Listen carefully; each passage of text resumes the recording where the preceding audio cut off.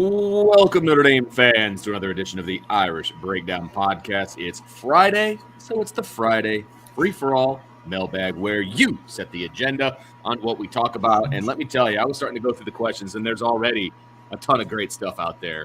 And I will say this, if you're looking for the daily Dante Moore update, head over to the boards because that's where it's going to be. It's not going to be in the show today, but we have a little something. Get that out of the way. Yeah, got that. Got a Notre Dame commit that may be visiting another school this weekend, and why it's nothing to worry about. Right. There's a top player on the board just set his visit up for this the June 17th weekend. That June 17th weekend is going to be pretty big. So yeah, Sean had an intel piece on Christian Gray.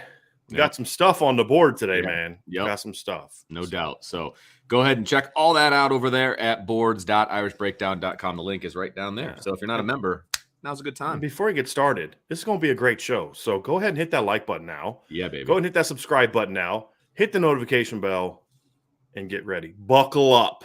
We got some stuff for you today. We got some great questions, which hopefully means some great answers. So let's get rocking and rolling, Vince. All right. So Jordan Schreiber is first on the list today. He says, why do you think Michigan is getting over on Notre Dame in recruiting? You realize UM secured Amarion Walker over the Irish? There's a little bit of sarcasm there in Jordan's comment. Yes. And he says, in all seriousness, obviously CJ Williams was the only loss last year at wide receiver. Was there anything Notre Dame could have done to keep him in the class? Yeah, Brian Kelly should have made a change at receivers coach way before that whole thing even was an option. I mean, that's really it. Was there anything that Marcus Freeman and the staff after Kelly was gone could have done? No, there was nothing they could have done. Yeah. That all started before he left, and it had a lot to do. I can't tell you how many times I've talked to Smitty or Ryan or somebody that's doing recruiting, and they're like, yeah, this kid's really giving Notre Dame a second look. He didn't like the last receivers coach. I'm serious. I've heard that a half dozen times just in the last week alone. Right.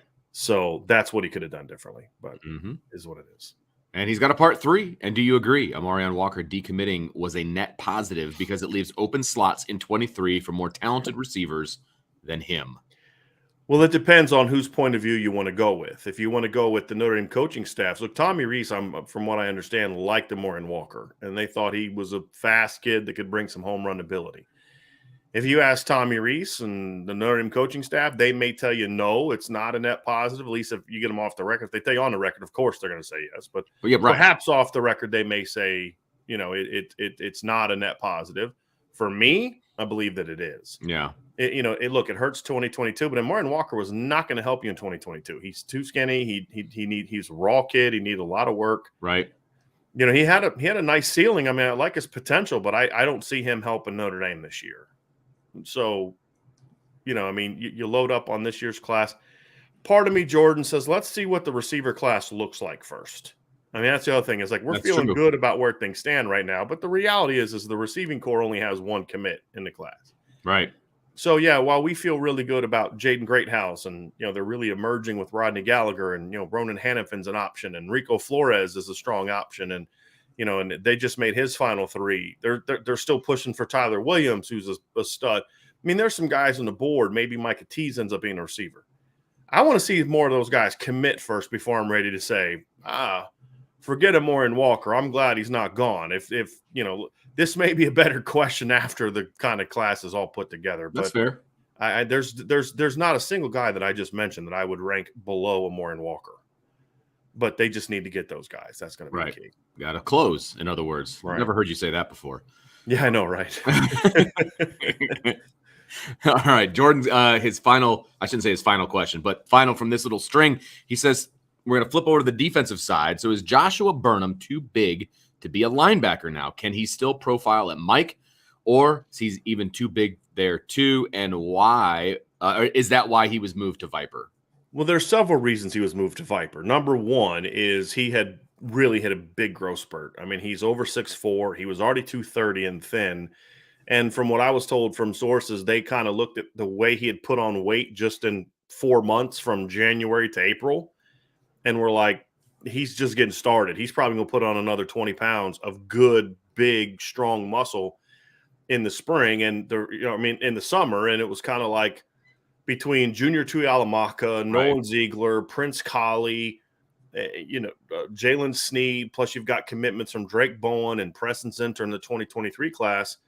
You've got this kid, Joshua Burnham, who's got some really freaky athleticism, and he's just blowing up size-wise. Is there a better place to give him a chance to fit? Right. Mike was always going to be an adjustment for Josh. We talked about this when he signed. I think he's going to be a special teams guy as a freshman, but there was going to be a growing period because he was a quarterback and linebacker, edge guy. I mean, he'd done so many have things. Like a home, right? Yeah, and we've talked about with a lot of those kids that play a lot of positions, it may take them some time to kind of get comfortable in one spot, and that was going to be true for Josh. So, yeah, I think that's really it. Is like this kid is too big, too athletic to sit for a couple of years while he learns the position. And I think another thing that factored in too is, there was a lot of question marks at the Mike position beyond 2022, right? And Josh was going to get a chance to compete for that. But I also think that the emergence of Junior Tuihalamaka has helped solidify that as well. Right. In that, look, Junior really is better than they thought. I mean, they liked Junior a lot. That's why they recruited him. But he was even better than they thought.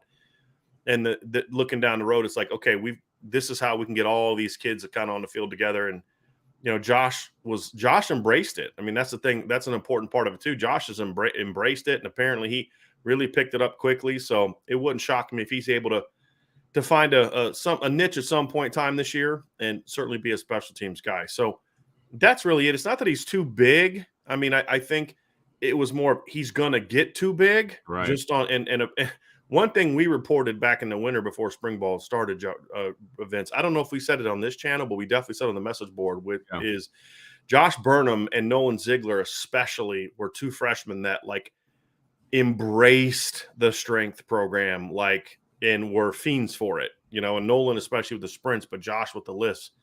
They were two guys that really just took to it and it paid off for Josh in a big weight gain. So I think that factored into it as well.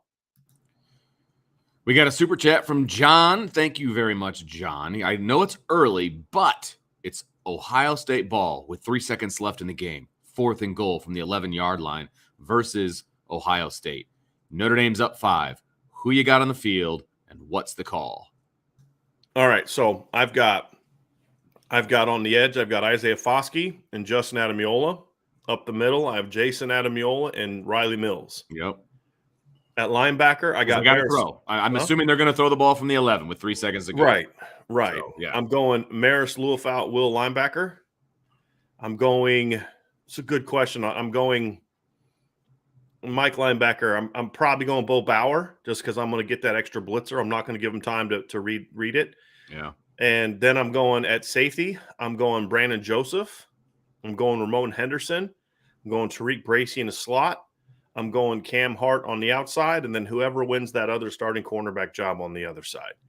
So whether it's Clarence Lewis or Ryan Burns or whatever, I'm definitely in 5 DBs, but I'm not going dime because I'm heating you up and I'm making you think you got to get the ball out quickly and try to do a catch and run situation.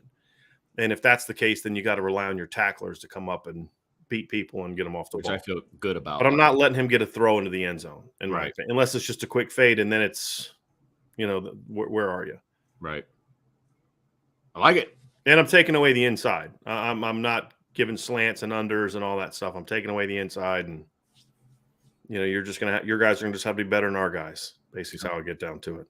Force the issue is the key for me on that. With that grouping and with what you're saying, you're forcing them to react to what you're doing, which is not always easy to do defensively.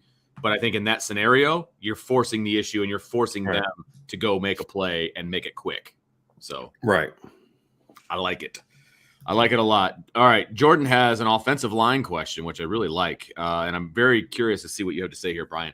Do you think Josh Lugg is only going to start at guard if he's the best? Or will he get loyalty points for getting recruited by Harry, even if someone else is better?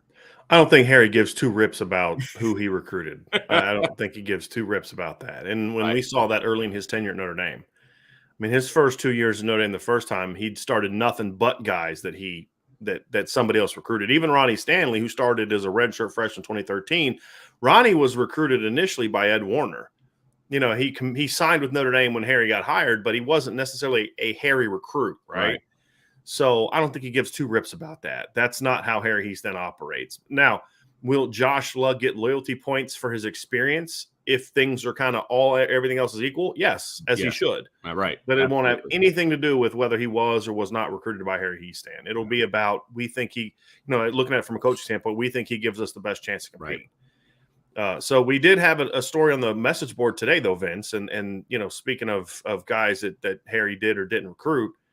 So we mentioned a few weeks ago that there's an option that Notre Dame could, if Zeke Correll, depending on how they feel about Zeke Correll's emergence as center and where he could fit best, you could see a scenario where Jarrett Patterson moves to guard. Right.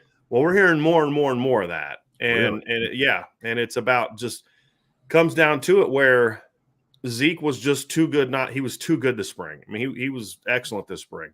So do you move him to guard where he struggled last year, or do you leave him at center where he's had his good moments at Notre Dame?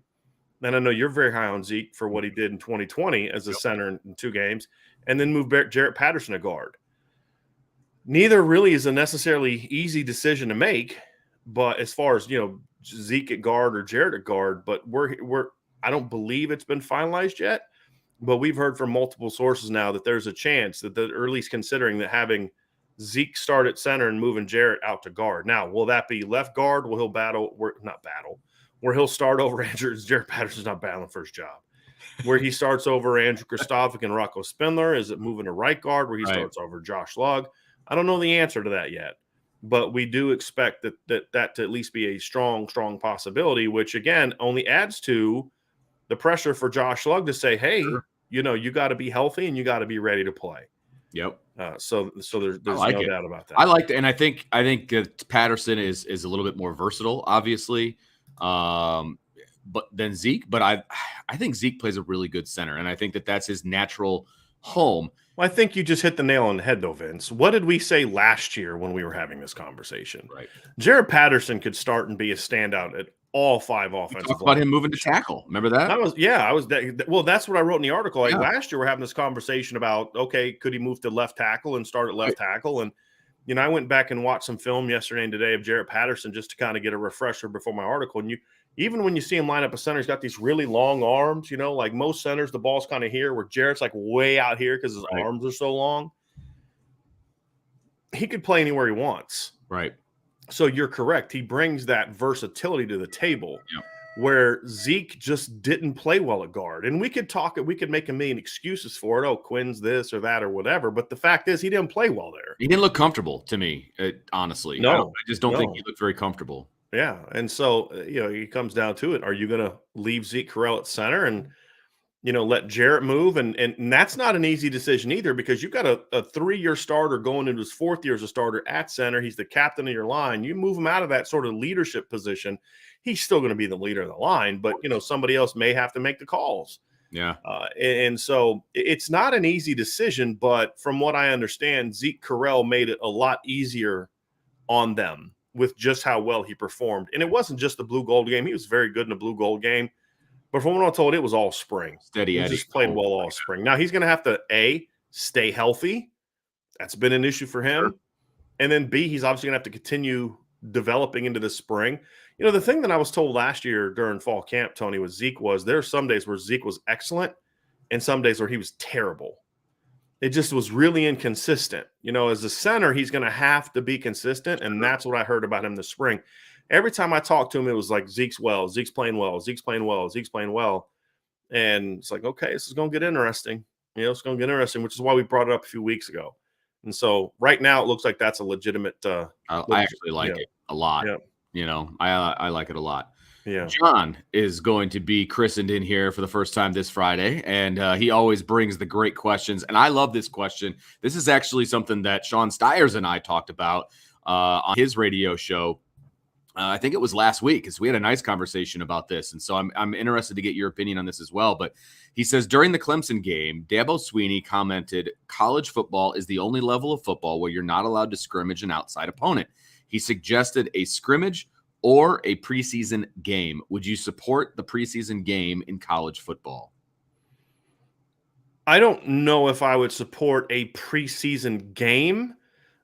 We've talked about this before. I would like to see a sort of a local scrimmage situation be brought about. A combined practice. say. Like that's something like that, like in the middle of fall camp, where, you have that thing. I don't know if I'd want a preseason game that's the week before the season starts, right.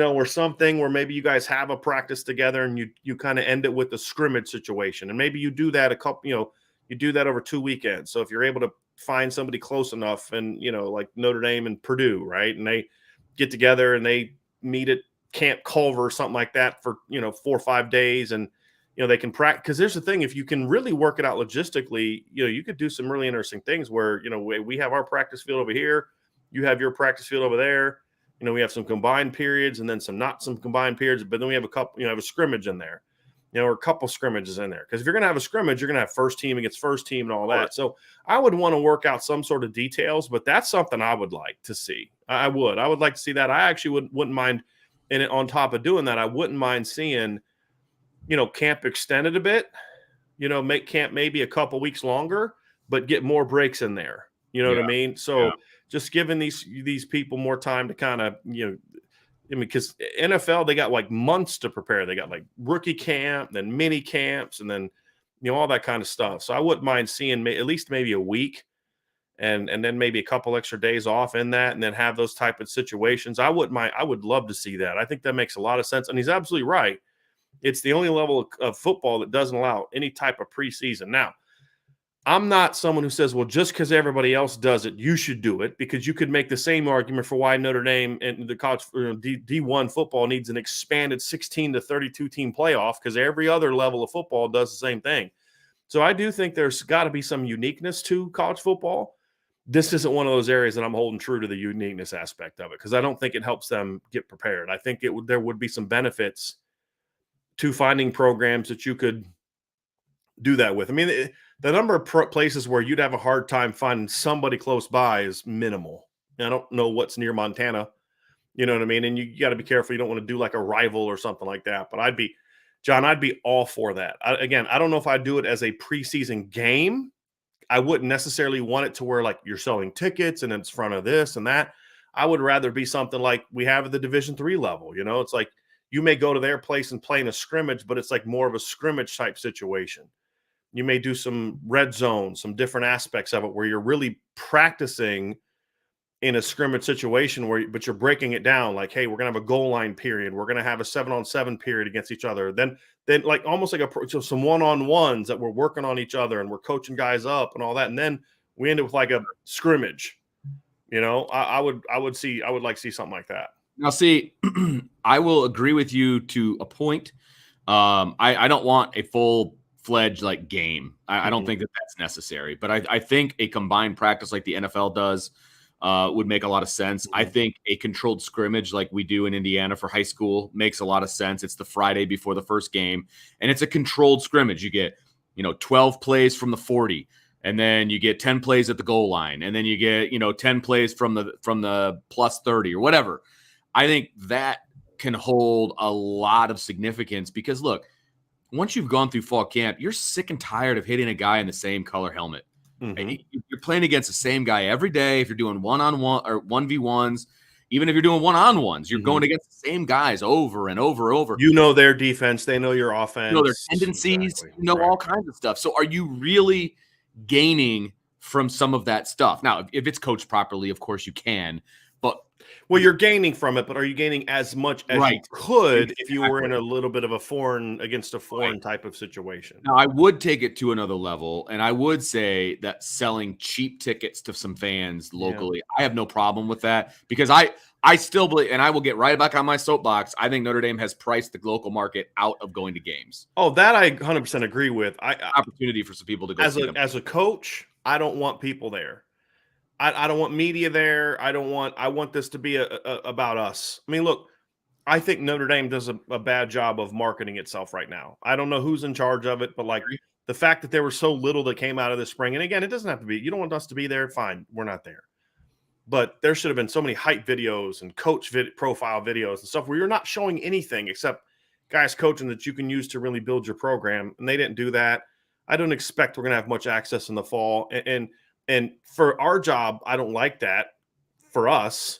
But as a coach, especially going in year one, I'd say, yeah, I don't really want the media there. This is about us growing as a team and developing, and I don't want that pressure of a kid doesn't have a great Tuesday scrimmage against Purdue, and Driscoll's writing articles about how he can't play, and D'Addario's hammering him in this, and Tim Priester's writing about him, and O'Malley's writing about him, and we're all, you know what I mean? And I just don't want that, right? Like, yes, it's good for our job, but as a coach and what's best for the team, I don't know if that's necessarily something I would want to do. I'd want it to be like a scrimmage and, a controlled practice. I like your idea of a controlled practice. I just, that's what it would be. I don't love the idea of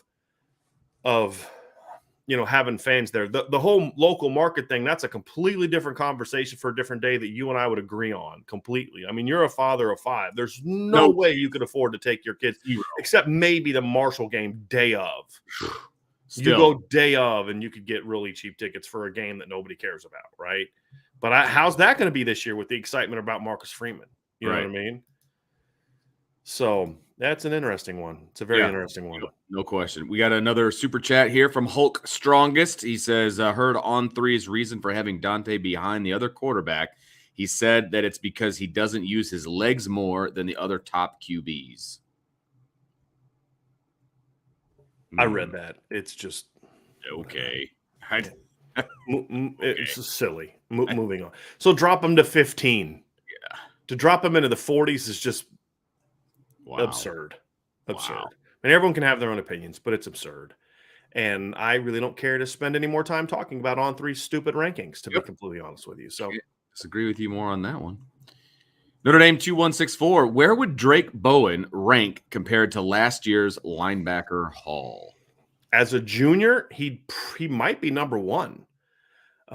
That's the interesting one is if you because Jalen Seed was good as a junior, but he really took off and became like a top 35 to 40 guy as a senior. Josh Burnham's another one that I had as a top 100 guy that really jumped as a senior. I think those would be that would be kind of the range that he would jump into for me, to be honest with you. But he grades out as a top 50 guy for me, so he'd be 1 or 2. I think Jalen Snead is a guy that still has an incredibly high ceiling because of his athleticism, but Drake's really close. Josh Burnham had a very high ceiling because of his upside. Drake's a really good football player. He's a really good football player. So I could definitely see him, being a guy that would have ranked in a very similar area to where those other guys ranked. So that would be a very interesting one. Got another super chat here from Brandon Plensner. Thank you, Brandon, very much for that. In your opinion, is Rico Flores a take, considering who's on the board and who Notre Dame is heavily in the mix with? So, Brandon, this is an interesting one. So if I'm Notre Dame, here's how I'm going to handle it. And I think this is kind of how Ohio State's handling his recruitment as well. I would say I would recruit him like he's a take right now. And then I would see how the rest of the visits play out, right? And I think, when you look at who's coming on campus, and I think you and I would agree that Notre Dame is in a pretty good place with a lot of those guys. But I don't know if I look at Jaden Greathouse. I think they're in a great place with. I think they're in a really strong position with Rodney Gallagher, but there's work to be done there. There's still people that are battling for him, and West Virginia's got a legitimate chance. People want to dismiss that, but I'm just telling you, West Virginia is gonna be a factor in that. Penn State's going to be a factor in it, so that's going to be part of what as well. If Ohio State offers him a scholarship, they could quickly get in the mix for that. I know he likes Ohio State a lot.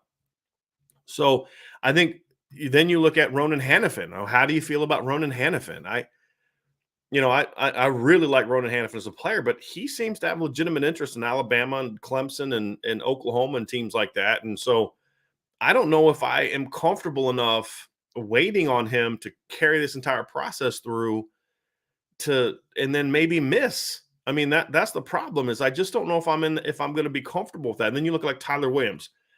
Brandon, you and I both love Tyler Williams. You and I both think Tyler Williams is a stud, but the reality is he's got 4 official visits already set up, and he hasn't really done a whole lot to show Notre Dame he has the interest in setting up one to South Bend.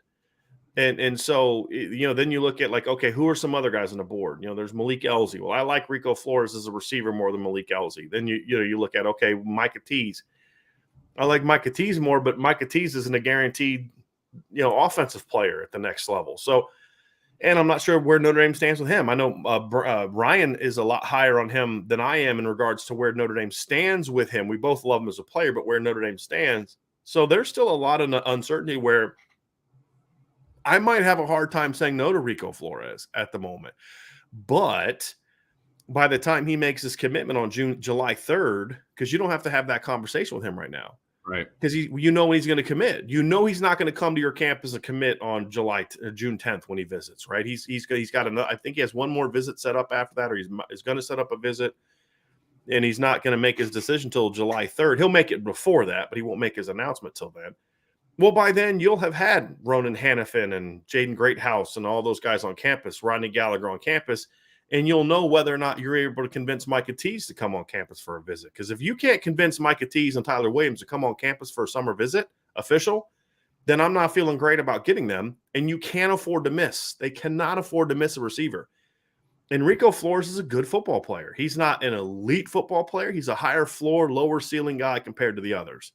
But he is a kid that I think could play early because he's a smart kid. He's a quality athlete. He's got really good ball skills. I mean, like 80 catches for 1,100 yards and I think over a dozen touchdowns last year. Is a really quality player.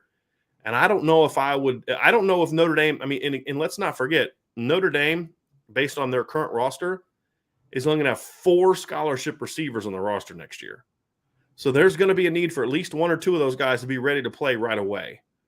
And so I just look at it and I feel like Rico Flores would be a tough guy for me to say no to, even though I don't grade him as high as some of the other guys. I grade him a lot higher than some of the definitely grade him better than Amore and Walker last year.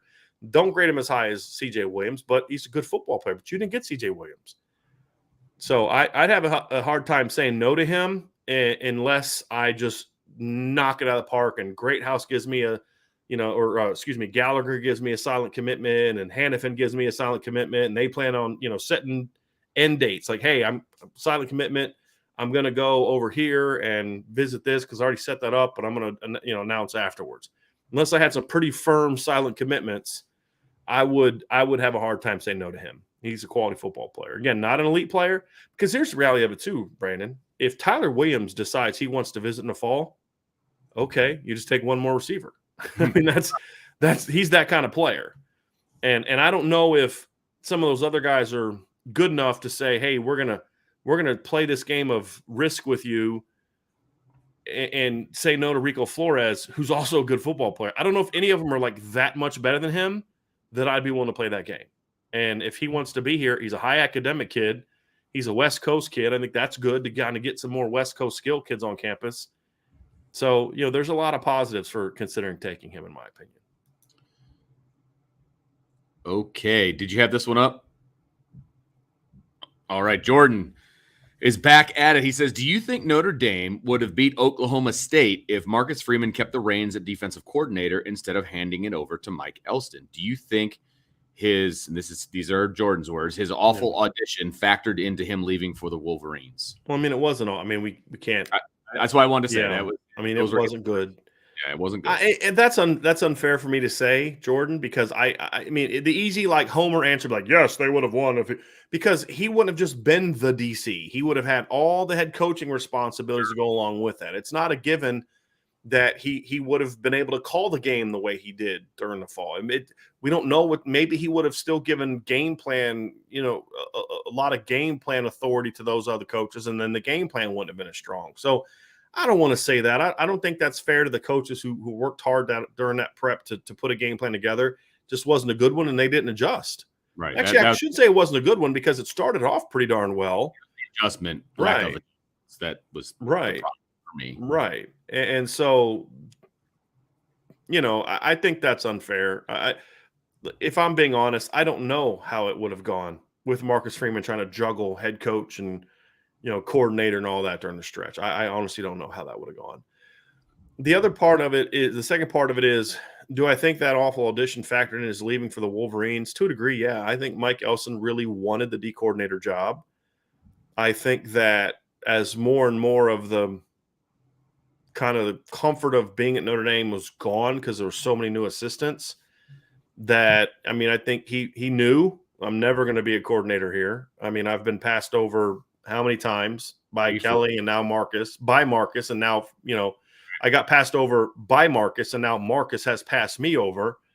So I just kind of look at it was like just the timing was right for him to make the move. There was an opening at one of the few, there weren't many places Mike also would have considered leaving Notre Dame for. I do think it was a unique thing where if Sean Nua doesn't leave Michigan, I think Mike Elson's probably still at Notre Dame.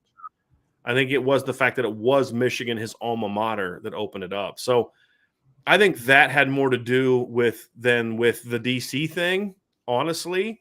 But I think that was the thing that gave him the final push to say, I'm going to make this move. Mm-hmm. I think that's what it boils down to. John says, of all the corners who will be on the roster in the fall outside of Cam Hart, who has the highest upside? Who has the highest upside of the current group of corners? So I guess I got to answer that two ways, John. I'm going to answer it with the guys that are already on campus, and then the guys that aren't. The guys that were on the roster in the spring, I'd probably go Ryan Barnes. It would be my highest upside of where guys are now.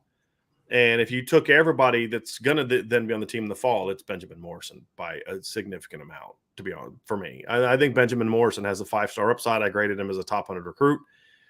And he's a guy that Vince, I think he's the best cornerback Notre Dame has signed really since Jaden Mickey and Benjamin Morrison is the best 1-2 punch Notre Dame has signed since they signed Kavari Russell and T. Shepard in 2012. And I know T. Shepard had some issues, but his issues were he's not really talented.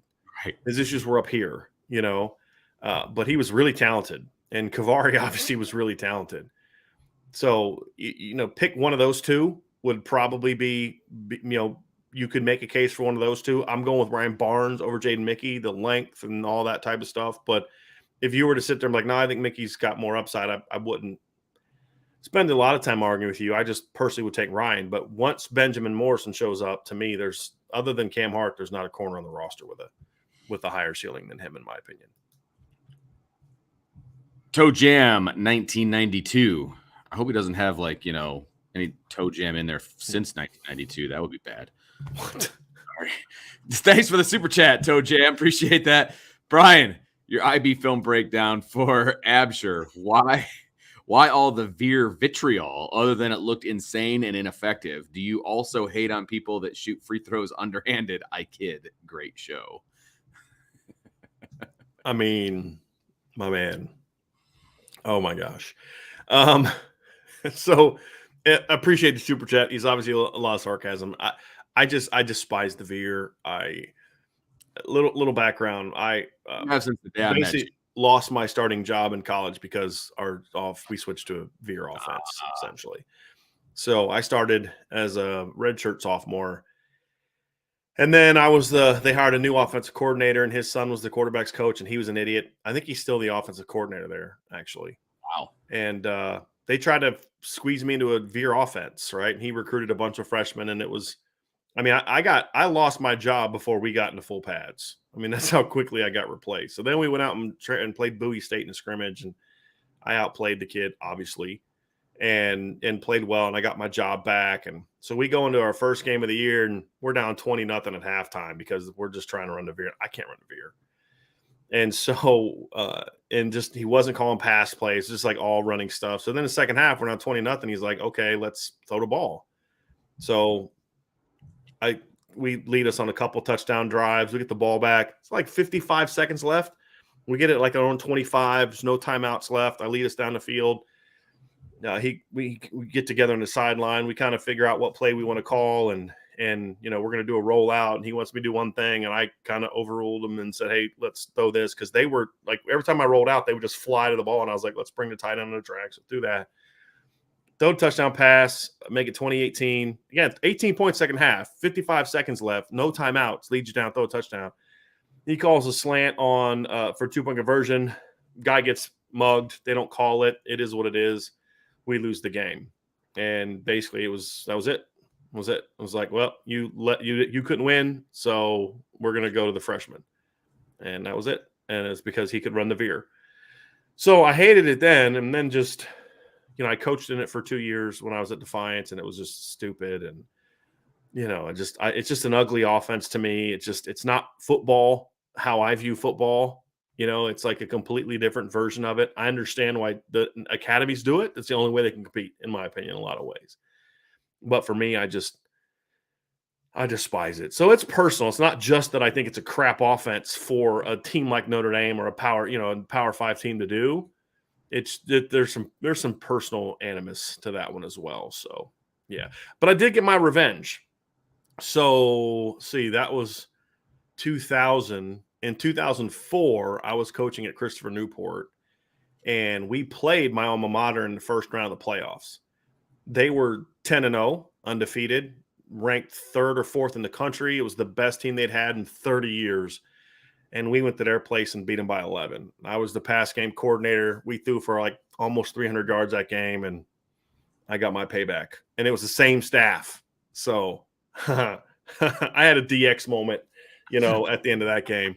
So it was my former head coach and coordinators and all of them. There was even some guys I had, that were freshmen on the team I played on that were still on that team. So, I had a little something for him. Yeah.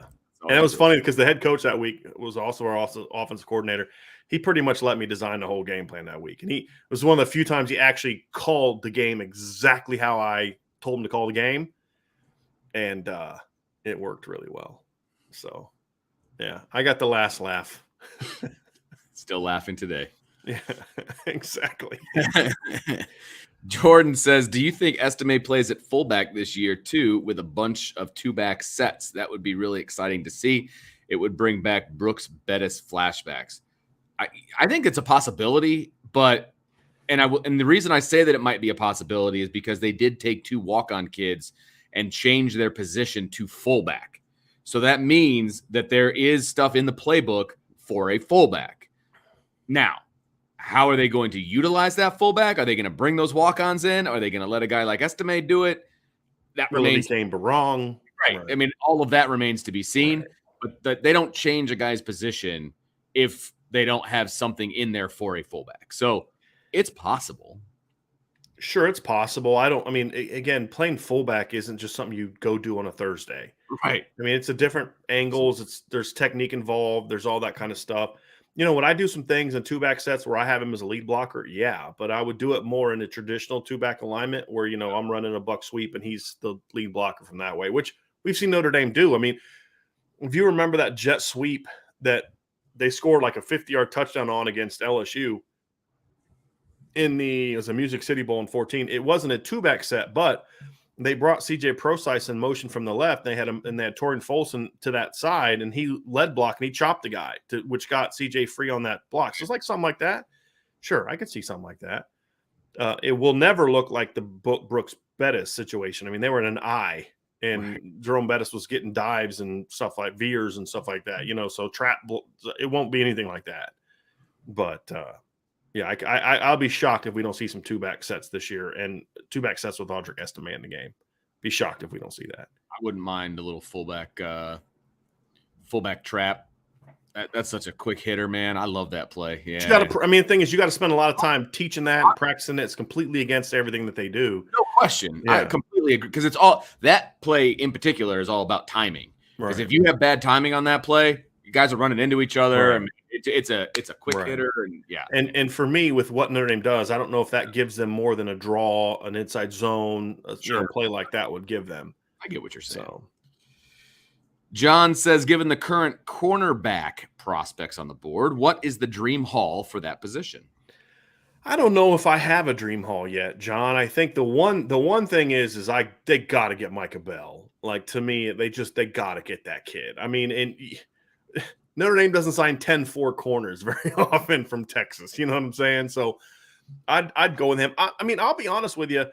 You give me any combination of him plus Christian Gray, Micah Tease, Calvin Simpson Hunt, the other kid from Texas. You give me one of those other 2 guys. I'm trying to think if there's any other corners on the board at the current moment. Let me pull up the 23 offer list and see if there's any other corners that they're actually in on here. And I don't, so I talked about Calvin Simpson Hunt, Micah Tease. I forgot about Micah Tease. He's way at the top of my list.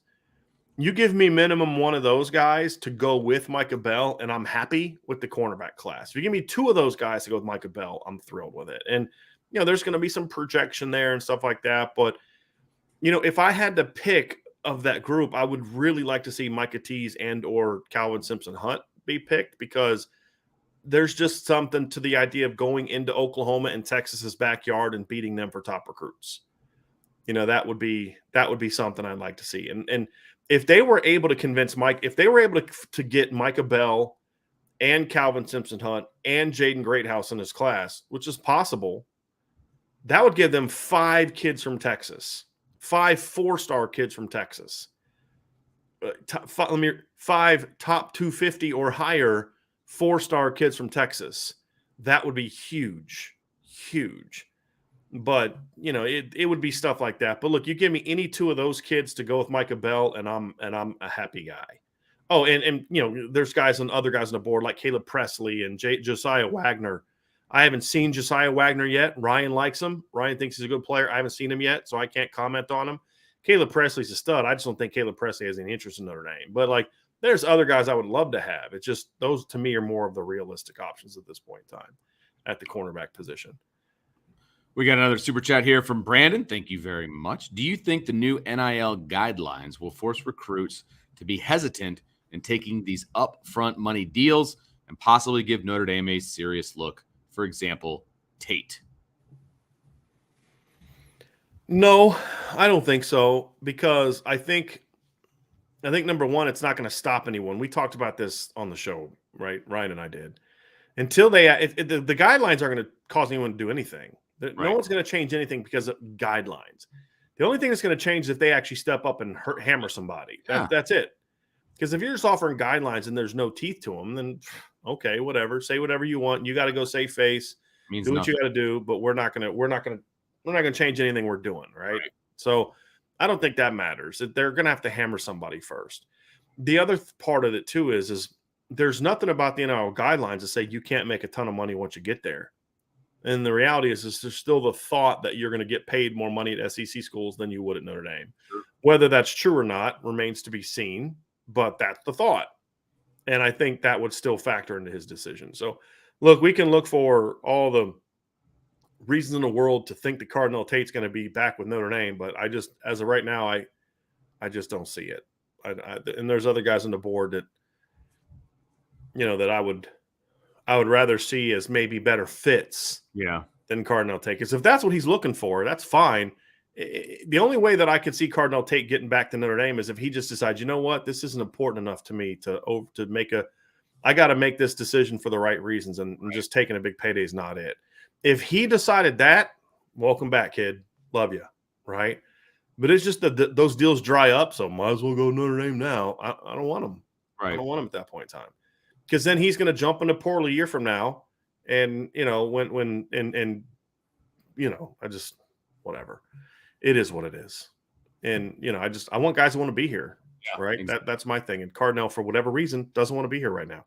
If that changes and he wants to be a part of this for the right reasons, I'd welcome him back with open arms, because he's a talented player, and I think deep down he's a good kid. I just think he's getting bad advice, unfortunately. Got a massive super chat by Kay Grant. Thank you very much. The intel on the board is fire. Thank you for that, Kay Grant. Appreciate it very much. That's big time, man. Thank you so much. Absolutely, man. And I agree with him. I mean, there's a lot. We have a ton of intel on the board today, man. Like I said, I've said this in the past. The board, the intel, the recruiting intel comes from obviously Ryan and Brian, and they put it up and there. Sean had some intel today too. Yep, of course. And I'm reading it with you guys. I'm like, ooh, okay, this is some good stuff. Okay.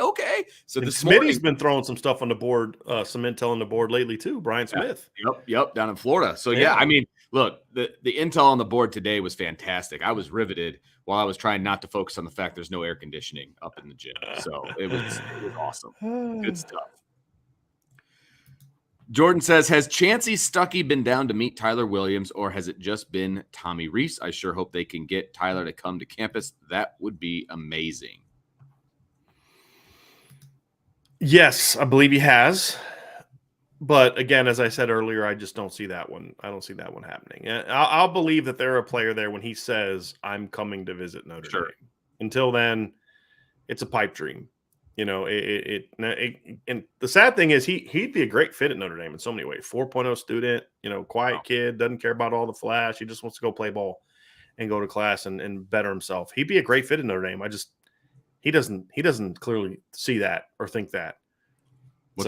What schools is he looking at out of Well, curiosity? he released a top 10 that had a bunch of SEC and ACC schools plus like Syracuse, Notre Dame, and some other random one. But it's like he's got 4 visits set up so far. Like one's to Ole Miss, one's to Clemson. Let me look at these others because he's got multiple visits set up. Okay. He's going to Ole Miss during the season. He's going to Clemson on June 3rd, Georgia on June 10th. Those are considered the 2 leaders as of right now. I think there's a couple others that he's got. They don't have them here. I'd have to go look at and find it. But like he's got 4 set up, and I just don't see him just be, for whatever reason, being interested in what Notre Dame has to offer, which is strange because he's the kid that typically would profile that would fit. Yeah, right. Yeah.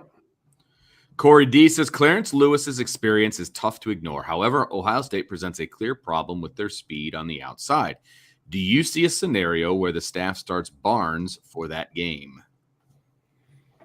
Well, I don't know if you're looking to fix the speed problem. I don't know if Ryan Barnes is your answer because that's not the strength of his game either. I mean, his length. I think if you're going to talk about speed, then say, hey, look, then you need to start Tariq Bracy and Jaden Mickey and Benjamin Morrison because those are the 3 fastest guys you got. I think what you would do, Corey, is if you believe as a staff that Clarence Lewis is clearly your second best corner, you don't take him out you don't take your second best corner off the field because you don't think he can run with their speed. Number one, what you try to do is you try to say maybe there's a guy at Ohio State that doesn't have the speed of others, and you try to get that matchup going. But I think the other thing you do is you just protect them with your coverages. Maybe you do more buzzing the rover out in the flats, or maybe you do more robbing the safety down underneath and blitzing the rover off the edge and, rolling a free to the middle, and you let Clarence play more 2, right, where he can be aggressive and rerouter, play more 3 where he can be off the ball, or maybe you play some 4 where, you're, not a traditional 4, but like, the robber 4 where, those guys are read and run, and then they kind of jump underneath stuff, and then he plays the post over top. I mean, there's all types of things you could do to protect him. And I think if you're playing in a more of a zone type defense with him, then you can have more protection, in my opinion, for him.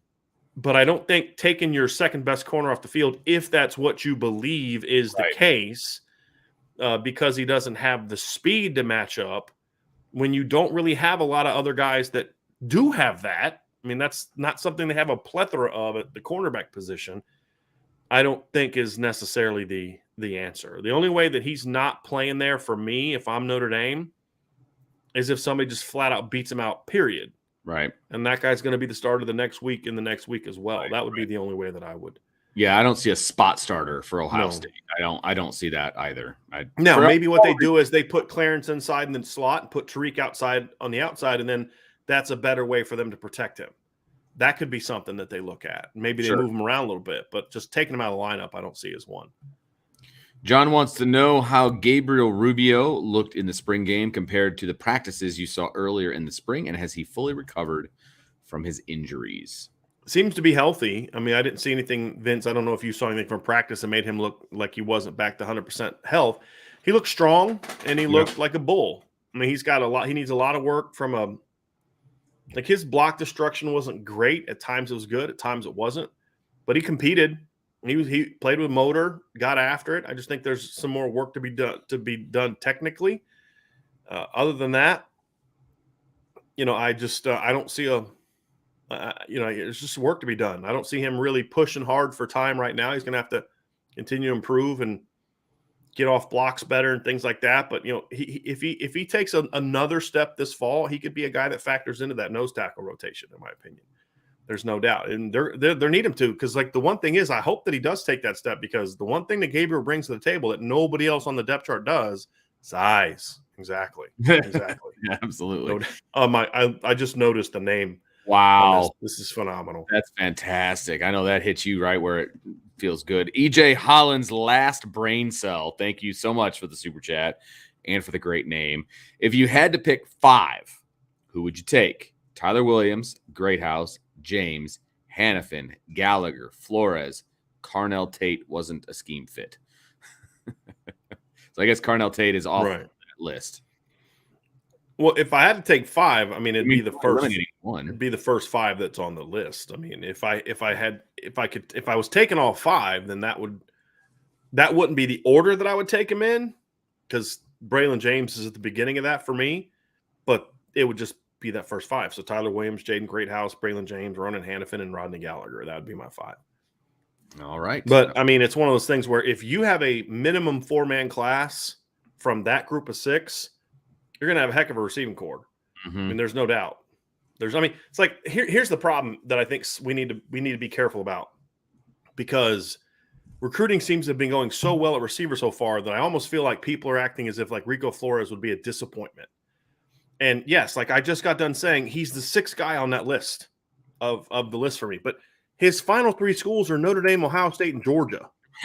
Right? Like he's a top 250 player. It's a good football player. Splitting hairs. I mean, right. Well, I wouldn't say that, because I do think those guys are definitely better, but it's like those guys are all like top 100 caliber guys, and he's a top 200 caliber guy. So it's like, yeah, he may not be as good as those guys, but this kid's a good football player. I mean, you look at his rankings, he's 155 by Rivals, 246 by 247 Sports, 217 by ESPN, and 267 by On3, who I think is terrible at rankings, although I do like the fact they have Sullivan Absher ranked 99th. But, the others I think are reasonable, 155 to kind of 250. That's a good football player. He may not be the top 100 guy like Gallagher and Williams and Greathouse, but think about what Notre Dame's been doing at receiver. Like, that kid's a good football player. And I hope that it doesn't come across, if he picks Notre Dame, and I'm not saying he will, that all of a sudden it's like a disappointment because he's not a higher ranked guy. Like, if you're disappointed that a top 250 kid picked Notre Dame, that's a good thing for Notre Dame. Right. And maybe you might want to rethink, like, they're not going to get every top kid at every position. Rico Flores is a good football player, and he's got Ivy League offers. So he fits Notre Dame too. That has to be considered as well. He would be picking Notre Dame for the right reasons. Right. So I want us to kind of, even though my answer of him is he's 6th out of 6, that kid's a good football player that nobody should be disappointed should Notre Dame get him. That's my kind of my last take on that, or Vince. Stone Eater, I'm going to go with. He says, how big can we expect Notre Dame's 23 class to end up being? Right now, it's about 25 is what they're looking for. It could go past that if the right guys want to jump on board. Right. But it can't go much past that, because, I mean, they're over 85 right now. Right. Because I think that's like 86. Does that sound right? Yeah.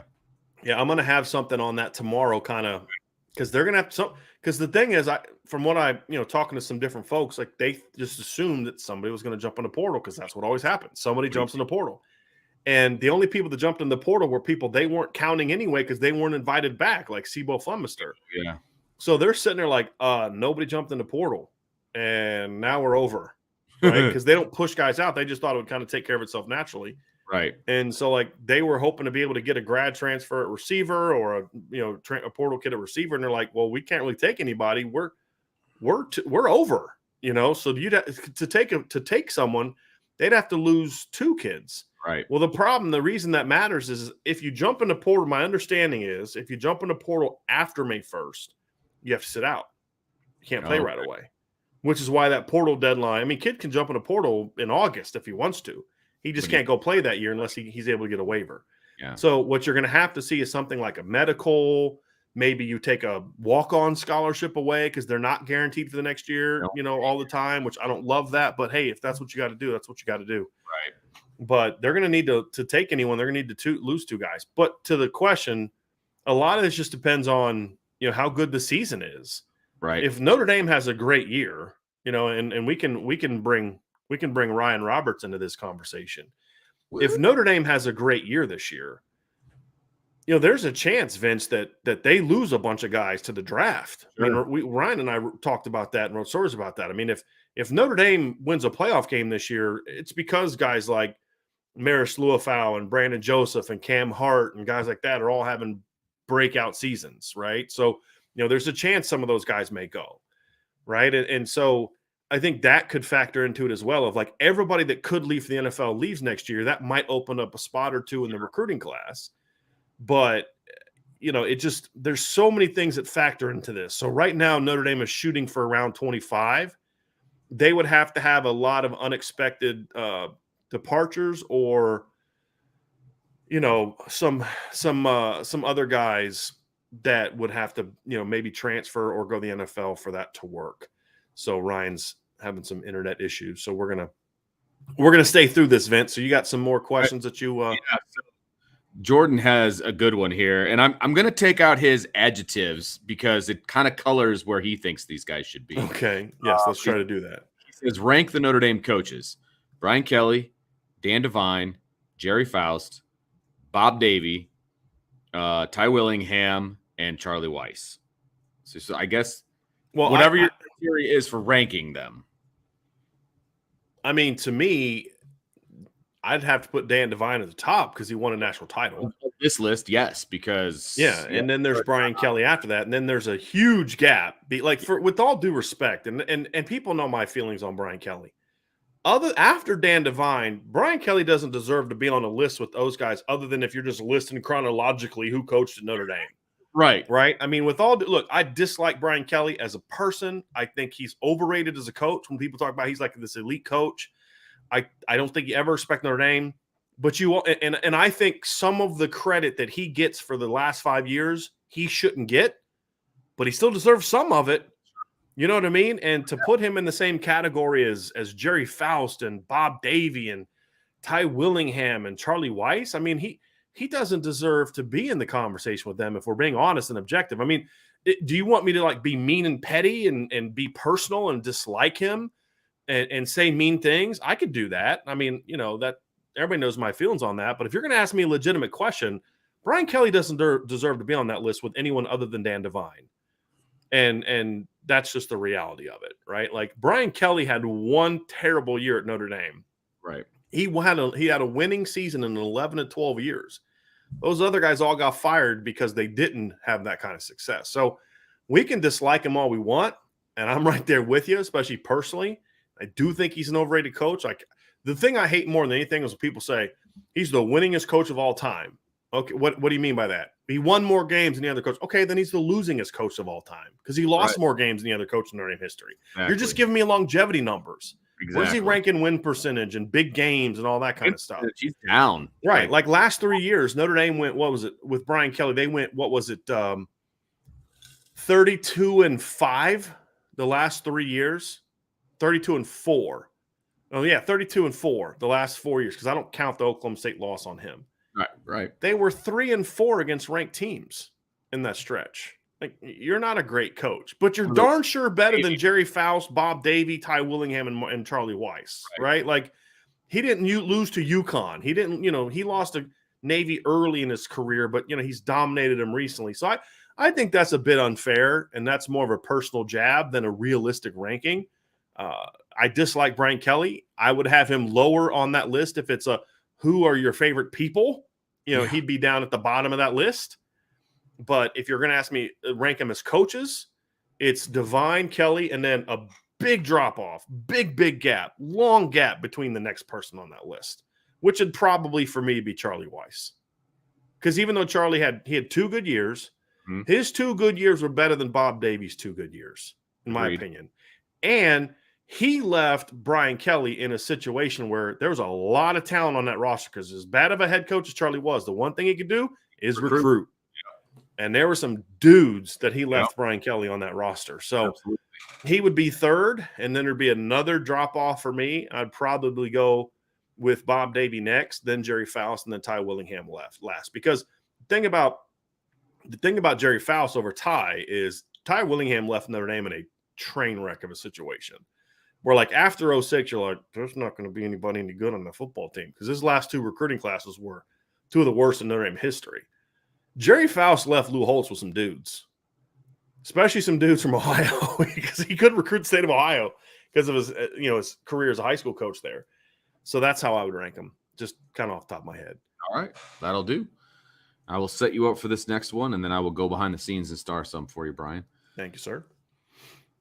Here we go. I like this one. Dexter Domer, what is the minimum number of wins you would accept for this season to be a successful season? What would your cutoff for this might be a real problem? Okay, that's two different numbers for me. Yes, it is. I agree. So minimum, you have to me, if Notre Dame is anything less than a 10 win team this year, I'm disappointed. That was my number 2, 10. Right? That's mine. And then it gets into, okay, what are the losses like? Or if you're 10-3 with really close losses and your schedule's deeper, like right. I mean, in my opinion, the two best teams Brian Kelly had in the last 5 years were the 17 and 18 teams. Even though the 17 team had more losses than any other team, they played 7 ranked teams that year. This year they played 1. Right. And so this year's team would not have been 10-3 if they played that schedule, most likely. So those things all factor in, but 10 wins, no matter what the criteria, 10 wins is the minimum for me. And as far as, we might have a problem if they win fewer than 9 games, it's like, uh-oh. Yes. 8 was my number for that one. Get to 8 wins and that's it. That you're talking 8 9 and 4 would make me a little nervous, but I'd say, hey, first year, tougher schedule. And again, it depends on how those games shook out. Like, was there a massive injury, that really depleted them for a couple weeks? Something along those lines. Like if they go through like a 3-game stretch and Pine and Buckner both out, and they go like 1-2 in those games, and because they're playing Angeli or Ron Paulus, I may, but if you win fewer than 10, I'm a little nervous. If you win fewer than 9, it's like 8's my number. This could be bad. No excuses. No excuses. I'd be shocked if they won fewer than 9 games. I mean, these guys are going to have to be decimated with injuries for that to be the case, I think, but. 8 and 10 for me. Yeah, I agree with you. On that would be bad. Ryan, any thoughts on that? No, I think it's 10 at this point. Like 10 is the must at this point. You've gotten to the point now, and we're going to give Brian Kelly a little bit of credit. At least he got Notre Dame back to a point where 10 is the standard at worst, in my opinion. But I agree with you to the sense of, if it's 9 and 4, just a hair under, and there's a lot of circumstances behind the scenes, right? A lot of injuries or other factors, then I can accept it with the premise that there is recruiting down the pipeline that is really good. The sophomore class this year is going to be fantastic, and you have them for another year, so I could accept it. But anything less than 10 wins at this point would be a big. No matter how tough the schedule appears to be, you're a team that I still don't see more than 3 teams having better players than you. I don't see it. And I think saying 3 is a bit of a stretch, because I don't think USC has better players top to bottom than Notre Dame. I don't especially not an offensive line or defensive line. Oh my gosh. Sure. I mean, 7-on-7 game, maybe their record won't be as good if it's a 7-on-7 league. But in 11-on-11, that's not good. That's not good. 99 problems, but BKA1. I was kind of tinkering with the idea that 99 problems was actually EJ's last brain cell. I was actually kind of thinking it might be the same person, but it is not. So I learned something every day. Recruiting question: with the recent crystal ball for Rico Flores to Notre Dame, do you think this means that a 4 receiver class is unlikely to include either Gallagher or Hanniffen? Does Flores change your 4 receiver class? First of all, I think it's silly to put a crystal ball in for a kid who hasn't visited campus unless, I just think it's silly. Yeah. I don't think it changes the 4-man class. I definitely don't think it means that they're unlikely to get those other 2 guys. I think what it would mean to me, Ryan, is it's more if the crystal ball is to be taken seriously, which everyone knows I despise crystal balls for a million reasons, it would mean that there's a better chance they're going to take a 5-man class than I thought before. I think it would mean more than that than they're not going to get one of those 2 guys, especially Gallagher. Hanniffen, I'm actually a little bit more concerned about than Gallagher at this point in time. Agree. I agree with that. I don't think it changes. I don't think it changes the fact that you feel like you're in a good spot with either guy. I agree completely with you, though. I mean, I know we just saw an instance of a recruitment in Devin Houston where he had not gotten to, but he had been on campus before, right? Like, he hadn't been on campus in a while, but Rico Flores has literally never been in South Bend yet. I don't understand. Now, they did get Braylon James beforehand, but that was a little bit of a different situation. Yeah. But yes, I agree. There shouldn't have been crystal balls in for him either, because even though Right. we knew where things stood, it's like, but what if he doesn't like it? You don't ever really know until the kid's been on campus. Sure. So it just and this, I don't know, this one's just a little, I mean, not to go completely behind the scenes on this one, but you had heard things about Braylon where you were just like, oh, okay, it makes a lot of sense from a couple different standpoints. And it makes sense from Rico too, because he's a great student. He's a really good athlete too. It's not that he doesn't fit the criteria of Notre Dame. It's just, I just don't see why it's a foregone conclusion that Notre Dame is the team. Like, I just don't get that pulse at all. Well, and I think it was absolutely stupid too to put the crystal ball in the day of his announcing his top 3. Like, could you try any harder to try to take away from this kid's moment? You're going to steal his commitment because you're going to have a million crystal balls wherever he's going to go. Then you put a crystal ball out the day that he announces his top 3. It's just a prick move, in my opinion. Well, it's getting him back for that April Fool's post he made. Remember that? Tomorrow or whatever on April. Yeah, I remember. But you know what? Like, I know you're joking, but yeah, it's just such a petty place. It's just whatever. Places of ridiculous. Brian's crystal ball coming to irishbreakdown.com. Yeah, not happening. Definitely not happening. Andrew Sokolowski. Marcus Freeman is better than Brian Kelly recruiting. Agree. What may be just as important is the better development of players that should happen. If the development piece is there, Notre Dame is a championship caliber program. That was more of a comment than a question, which I dig. We like those. We do like you guys making some questions or some statements as well, sharing your opinions. I dig this. So, Ryan, what is your response to this? Do you think that there should be an expectation of better development with this staff compared to Brian Kelly? Because I think what happens is a lot of people just look at development as the head coach. Well, how can Marcus Freeman be better developing when he's only never been a head coach before? And Brian Kelly's the head coach, as Brian Kelly used to remind us all the time, in 30 years, right? Because they forget there's a lot of other dudes on the staff than just the head coach. Yeah. And I think that's been obviously the big, I mean, we knew the recruiting prowess of some guys like Al Washington and what Harry Heastan has done in his first tenure with Notre Dame. But I think the development I think the development side of these coaching hires is something that I was most excited about, because you were excited about Harry Heastan coming back because he was the reason that Notre Dame was O-line U when he was there. You know that he can develop. You have a guy like an Al Golden who has so much experience as a head coach, has been on the NFL and the college level. You expect him to develop guys because he's been literally in different levels, different regions of the country. And he's been able to, I mean, especially when he was at Temple, I mean, he was developing his butt off, man. Like they weren't getting great football players. If you look from a 2-3 star perspective, it's not like he was getting a bunch of studs and just, X's and O's, not, the Jimmies and Joes, not the X's and the O's. Like he had to develop some guys in that sense, right? So you get those two. Dylan McCullough is a guy that has a great reputation as a developer at the running back position. Chancey Stuckey's a guy that we had question marks about what would his recruiting side look like, but just from how much Baylor improved in one season under his tutelage, you expected him to come in and get back to the basics. So I expect Al Washington, what he did back in the day at Boston College with a guy like a Harold Landry as only a 3-star recruit. Like you expect those guys to be really good developers of talent. And I think that at some point, if you're recruiting at this high of a level, there's no excuses. Like if you have a staff that can recruit to the degree that Notre Dame seems to be at, and also have guys that have developing backgrounds of developing a lot of talent, then yeah, that should be the expectation. The development needs to be a huge piece of this because there's obviously talent coming into the program.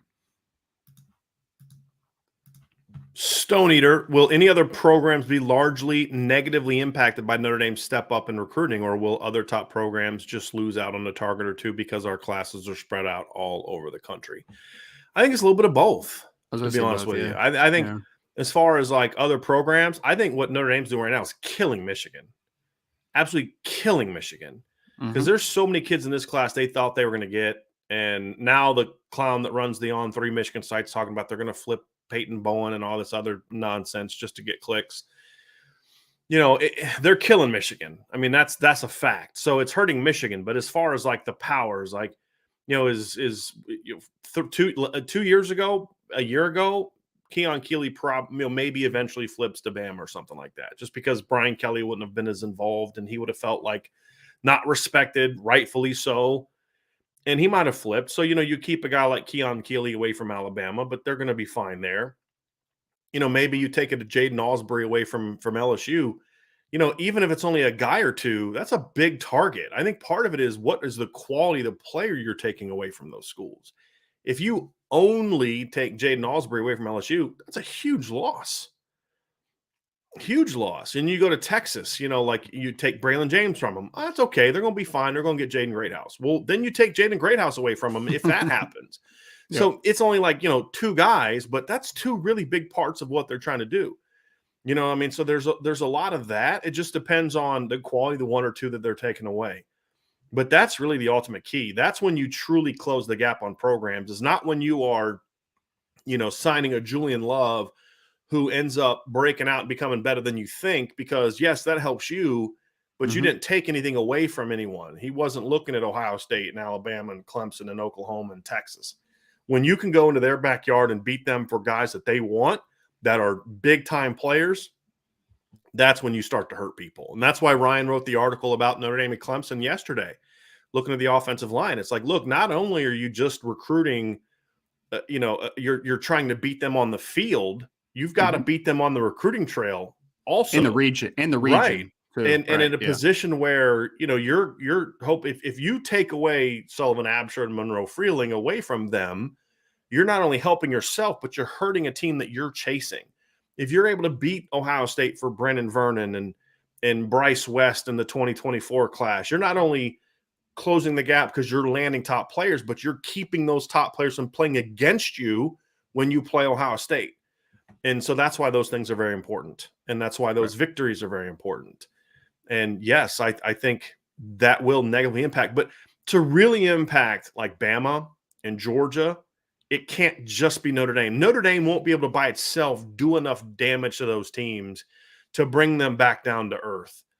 And Ryan, this should be a fun show. We kind of did this a year or two ago. I think this would be a really fun show that now that there's so much coaching changes at big-time programs, to really hurt Bama, Notre Dame, and Georgia, Bama and Georgia, and Clemson, to bring them back down to earth, Notre Dame desperately needs two of the three Florida schools to get back to being what they used to be. Somewhere close to what they used to be.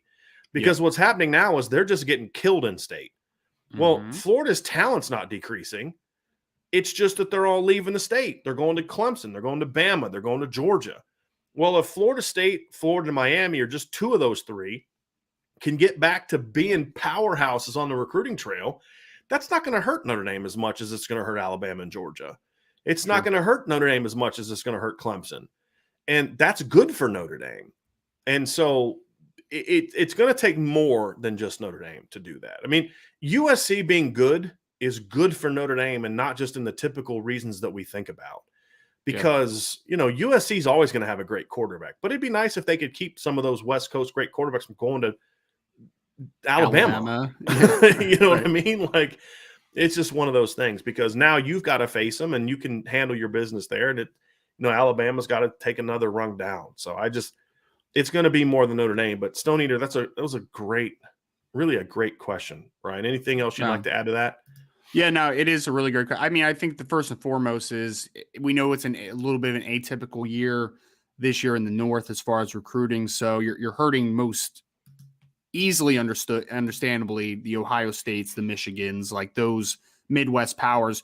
But to your point, I mean, you already have two players out of the state of Texas in Peyton Bowen and Braylon James. If you get a Jaden Greathouse, then, I mean, you're dipping extensively into, I mean, that literally, if you sign all three of those players, then you have as many Texas players in this cycle as you've had the previous five all combined. Yeah.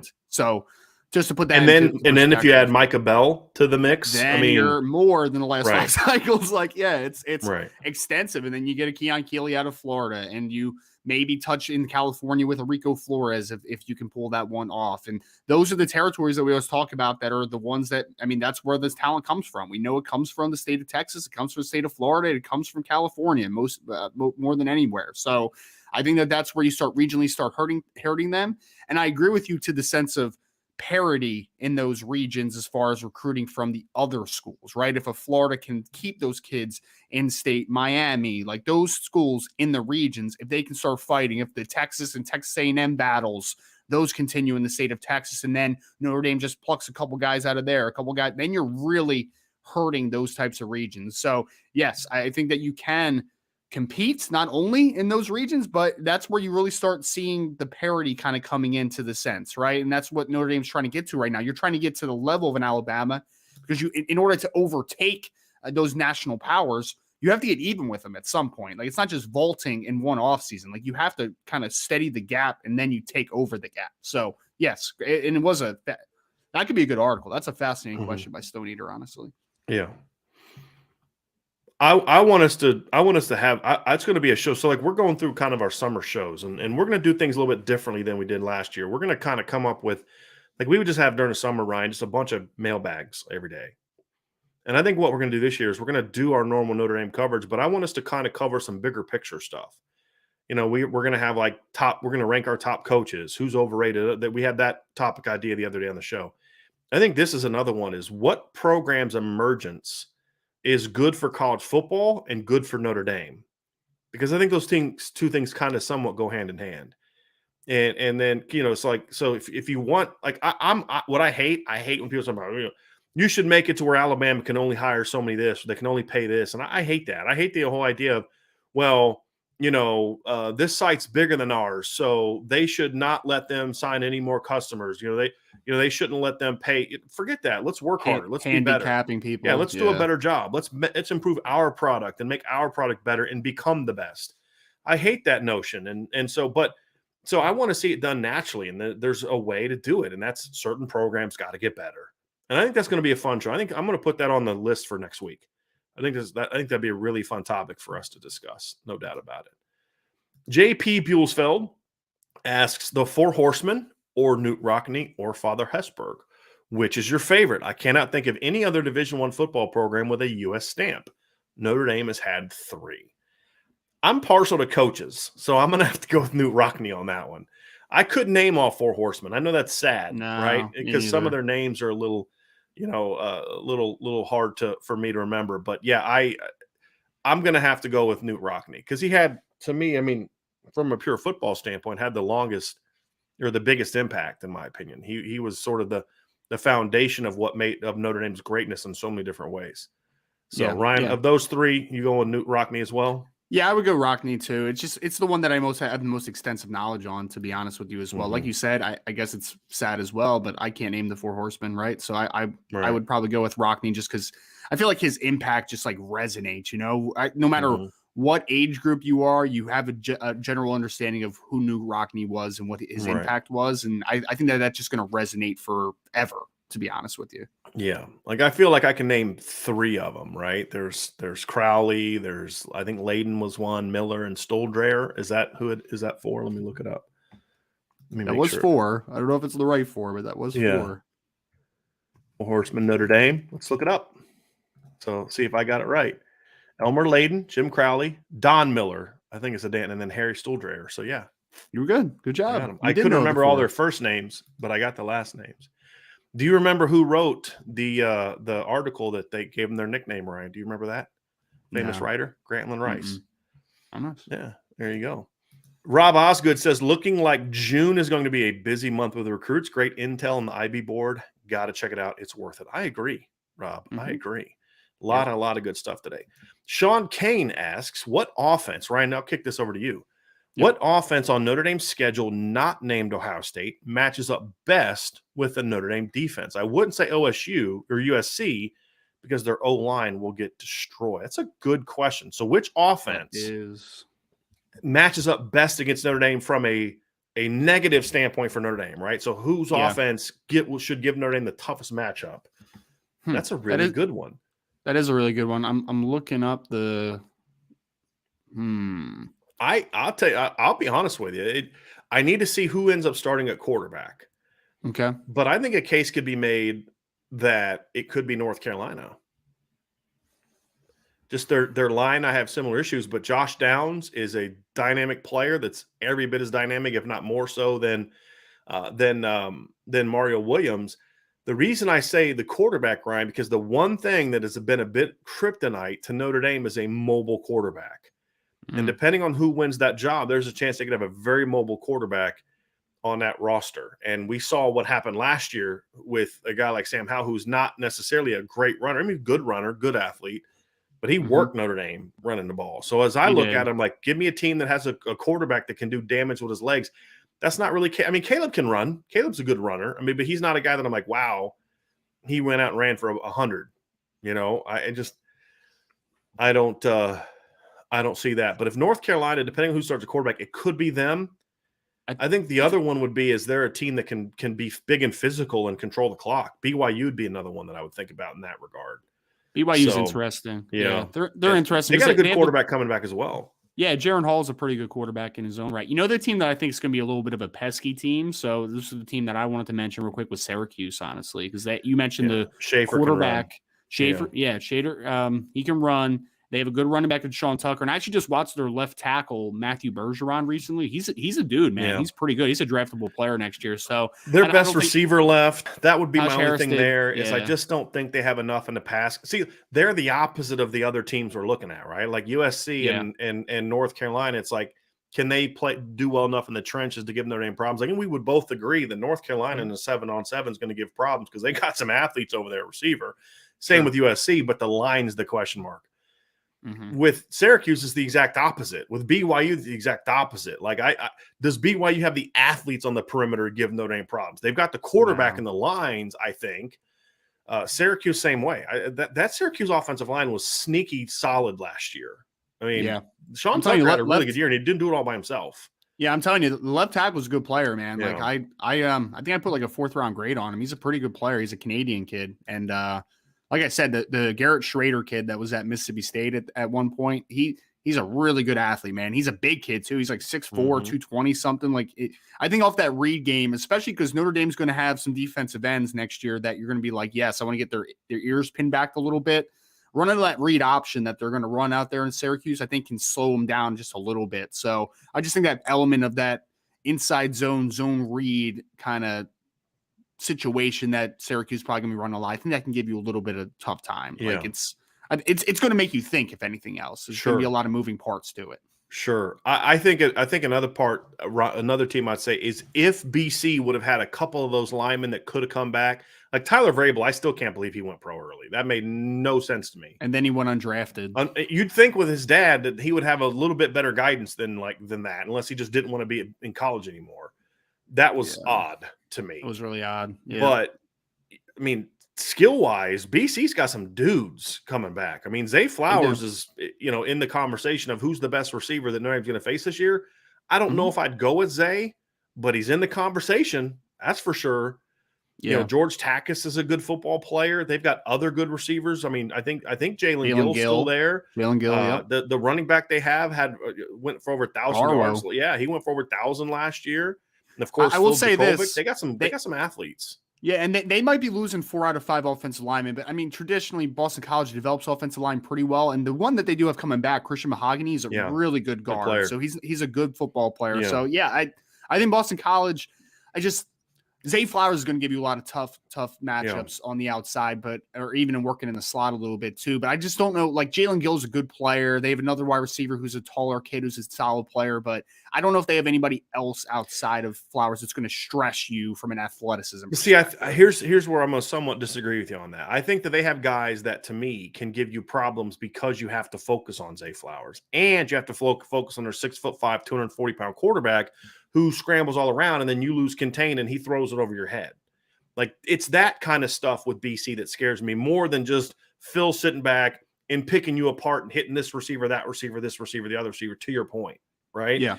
I think when you factor in the specifics of that offense, do they have 3 guys that if you put Bryce Young back there would scare me? No. That part I somewhat agree with. I think they've got some good players. I wish CJ Lewis would have come back. I would have liked to see him come back and develop. Was he not back? No, I thought he was back. No, he transferred. Maybe he came back, but he entered the portal. I like Jaden Williams, the freshman they had last year, and again George Takis. I think there's some good solid players there, especially with the fact that you have Phil Jurkovec. Because again, all those guys that we could talk about are guys that if you lose contain because you're focused on Phil running around, just like we saw 2 years ago in this matchup, he can hurt you. And I think the addition of George Takis is something to consider as well there as also. It's going to be interesting. Yeah, I don't want to go too much into Boston College, but I look forward to the preview of that going into the week because I'd be really interested to see cornerback-wise what they do there. I mean, because I think most people are going to say, do you just put your best corner Cam Hart on a guy like a Zay Flowers? But I think like a Tariq Bracy would be a really interesting matchup against a Zay Flowers because he can run with him. A style perspective. Yeah, he can run with him. That's the only kid that we know of right now that can run with him.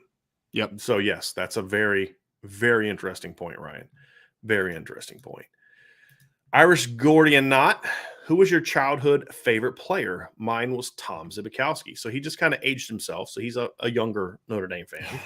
That's kind of how you know how old people are. So who was your favorite player when you were a kid? And it's like, okay, well, you're young or you're old. What about you, Ryan? Who's your favorite? Man, I'd be curious to hear. Well, Ryan's thinking. I want to hear everybody else's too. I always love these conversations because sometimes you get the most random player. Like that guy was your favorite player. Like on that team, Ned Bolkar was your favorite player. Like of really, like you know what I mean. Which is really fun to have those conversations. But yeah, who would your favorite player be, Ryan? My answer may have been Tom Zbikowski as well. He was really good player, man. What was that one game where he just like let the punt bounce forever and then he scooped it up late and took it back? North Carolina? It may have been, man. That one like stays with me for some reason. He was just such a tough player. Like he was just so much fun to watch. I liked him a lot. I really liked this kind of a random one, I guess. I really like John Carlson. I don't know why. Okay. John Carlson. He was a really good tight end. But yeah, he was. So is Anthony Fasano just a little bit too? No, I remember the Fasano year, man. Fasano was my dad's dude because he got drafted to Miami, right? And my dad's a Miami Dolphins fan. And he was a jerk. He loves right? Fasano. So that's another reason I thought you'd be a Fasano guy. I liked Fasano. I mean, I loved Brady Quinn. I loved Darius Walker. I loved that whole early Charlie team. Like that was a really good Brady team. was clearly my favorite player from that team. But my favorite player growing up was Rocket Ismail. And my close second was Tony Rice. And my favorite defensive player on that team was Todd Light. So he just, the big old shoulder pads and playing corner and hitting people and Yeah. You know who else I liked? Random one. Not sort of random. He was one of the best players on that team, but Derek Landry was a really good defensive tackle, man. He was so good. Yeah, he was really good. Him and Trevor Laws were a really, really, really, really big, really, really good interior group. There's no doubt about that. Jared Grace and Duke Way as well. Shouldn't have done the Duke Way. Speaking of former favorite Notre Dame players, my guy Jared Grace. Happy Friday, y'all. Listening to Irish Breakdown to relax before a big exam tomorrow. Nothing better, my man. Appreciate that very, very much, Jared, and good luck. Jared is trying to become, I believe, a doctor. So, which means he's a lot smarter than us. So, and I'm not afraid to admit it. Irish Gordian Knot, what do you think of the idea of having a jeweled shillelagh as our turnover chain? The leprechaun would hold it and run over to the sideline and hand it over and do a jig with the player. I don't like the turnover chain stuff, man. Like I don't need that. I just don't. Good answer. Yeah. I like. Hey, we're always going to tap the sign on the way out. Sure. I don't need any little gimmicky thing during the game. I just don't. If they were to, the only thing I would be okay with is if they did something where a Notre Dame creed or motto was on a sign. And when you have a big play or a stop, you hit the sign. It's kind of like following a tradition that already exists. But I just okay, so Miami started the turnover chain. So now everybody's got to try to be like Miami. It's just Notre Dame. You don't need to be like Miami. Be Notre Dame. Set a trend. Do something that's more team related. You know what I mean? Like, I don't know. I'd rather see something like that, Ryan, than a turnover chain. We're on the. I agree. Ryan, I know I'm a very random person sometimes. I think it's my ADHD that kicks in, but I just wanted to put a real quick random notes for a former Notre Dame player that was just in the chat. We just had Carlisle Holiday, someone put in there. Nice. Did you know that when Brett Favre broke the record for most completions in a career, it was to Carlisle Holiday playing wide receiver? I did not know that. I knew he played receiver for the Packers. I had no idea that he was the guy that was him, man. Yep. I remember that vividly. He caught it. I was like, oh, wow, that's Carlisle Holiday. That's so cool. Yep. That's really fun. I remember how big of a recruit he was coming out of high school. That was such a big win for Notre Dame. In a year where they signed 3 quarterbacks. It was him, it was Jared Clark, and Matt LaVecchio. And Matt LaVecchio is the guy that ended up starting as a freshman. It was so odd. But I loved Jared Clark's film. He was so athletic. He just was raw, and they didn't coach him up at all. But he was a really good player. We'll get down here to some more questions. We got a lot of great ones here today, y'all. Appreciate you guys all so much. You guys and gals all so much. Matt, 2011 GT with a super chat. This may have already been discussed, but can you confirm the Mpemba has set up a visit to Notre Dame? I know that Tom Loy has reported that he's visiting the 17th to the 19th. I have no reason to doubt Tom on that, but we haven't been able to confirm that. And the only time we put things on our board is if we can confirm. It's a bad business to start confirming, like just reporting things that other people have done, no matter how much you may like or trust or think that they're correct or out. That's just not how we do it. So unfortunately, we haven't had a chance. We are working on it. We've been working on it for a few days. Actually, we've been working on it for a while, but he's not responsive. So we've got some other people trying to help us with that as well. But if you go on the board, there's a lot of other players. A lot of other ones. Yes, sir. Today. Yes, sir. Wade Garrett with a super chat. We have confirmed that Jaden Allsbury will be on campus June 10th, and that's the one for me. People talk about favorite players. That might be my favorite player in the 2022-3 class. Just favorite, like not best or most important. Just there's just something about that kid. I love that kid on film, right? And then you hear him talk, and you're like, man, this kid's like sharp. And then you hear about his academic, desires, and you're like, this is like, to me, the kind of kid we should be promoting as like the face of what college athletics is supposed to be about. I feel that. Tremendous football player, great student. There's just something about that kid. And I like underdogs, right? Like, not that he's an underdog. He's a top 50 national recruit, but like, he doesn't have that physical profile of what, the elite guys have. He's not that toolsy 6'4", 230 athletic guy. He's just a football player. It's why Jonathan Vilma was always one of my favorite non-Notre Dame players. It's like, based on measurables, that kid had no business being an elite player. None. Yep. But he was an elite player. He was a really good player, especially in college. We should in the NFL draft space. There's a big thing about calling people "you're like my guys," our guys. Like, those are our guys in the cycle. We should do that, man. Because I'm just thinking like Jaden Greathouse, Monroe Freeling. Those are my guys this cycle. They're my guys. But you've been on the Greathouse thing for a while.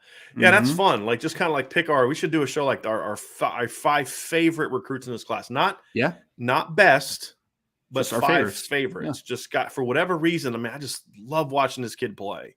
I love that. Dante Moore's in that one for me. We'll have to think about that. Like, just the ones that pop my head. Jaden Greathouse is another. And then Keon Keeley. I remember when I first watched him, I was like, oh my gosh, this kid is so good.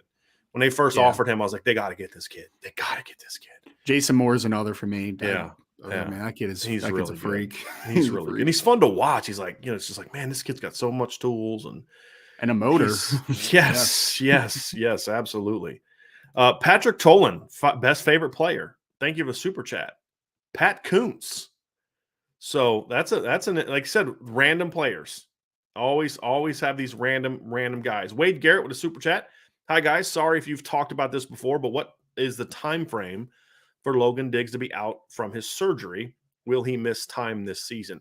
Notre Dame has not confirmed what his time is, Ryan. They have not said when it will be. I have simply looked up what the time frame normally is for a torn labrum. And if I remember correctly, it is 4 to 6 months.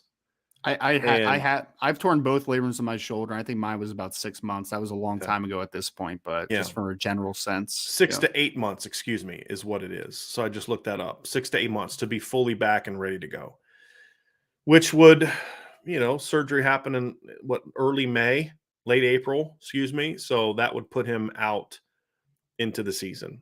But again, that's just us going off of what the medical things that I've read about the time frame. We don't know the severity of it. We don't know if it was a full tear, a part, because if it's just like because it's like like I had a torn rotator cuff, but it was like a small one and I could play through it. And then there's some where like, no, you're not playing through that because you can't lift your arm. It just depends on the severity of it. So I don't want to report that it is 6 to 8 months or that he will miss time. We're not saying that because Notre Dame has not told us that. We don't know those specifics. We're just simply saying normally on a normal tear, this would be the time frame that he'd be out. I just want to make sure that we're clear on that. Want to also be clear on something else. Scott Yerbick says, what time is Sullivan Absher committing today? 4:00. We will have a show at 4:00 as well. We will be there to carry his announcement. We will talk about what it means for Notre Dame one way or the other afterwards, and have a good fun show. So you're going to want to be back for that as well. Let's get back to some more questions. Here we go. We already got that one. Irish Gordy Knott also says, what do you think of the idea? Oh, we asked that one too. Yes, we did. Yep. Place, and I forgot to delete those. I can use a little help there, assistant over there. I got you.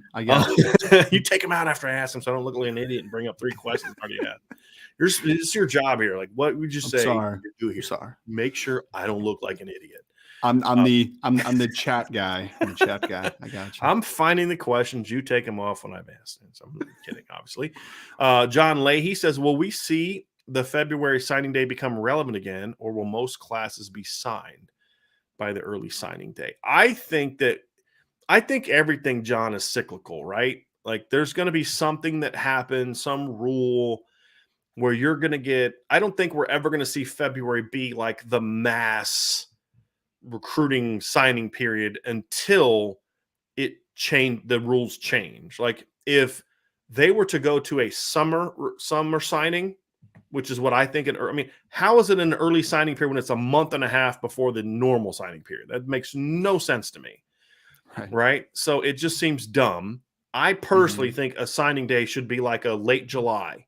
So all these kids that are committed and are like, I don't want other schools calling me. I don't want this. I don't want that. I just want to commit and sign and be done with it. I think that should be end of July, to be honest with you. They start high school season. Teams are going to start camp. It's over with. And then have the next one be February. Unless they make a rule change like that, John, we're just not going to see February be the mass thing that it was. But I think what you're going to find is if NIL continues to be a part of the enticement, you're going to start seeing more and more big-name kids waiting because they're going to let all those kids get off the board, and then it becomes a bidding war. Okay, I'm the last 5-star quarterback standing. Who wants me? You know? Can you it's a good point, and it's a troubling point though too. I mean, it's going to be fascinating to watch whoever that last big name quarterback on the board is, and see if that's like what big of an impact that is. It's a great point. It really is. I think for Notre Dame, it's not going to matter as much as far as the February signing day. Like I feel like for and you can correct me if I'm wrong on this, Brian, but I feel like Notre Dame gets their class pretty early, typically, it seems like, right? And there's not usually like a lot of uncertainty heading into that final day. So, but I think you did also make a good point.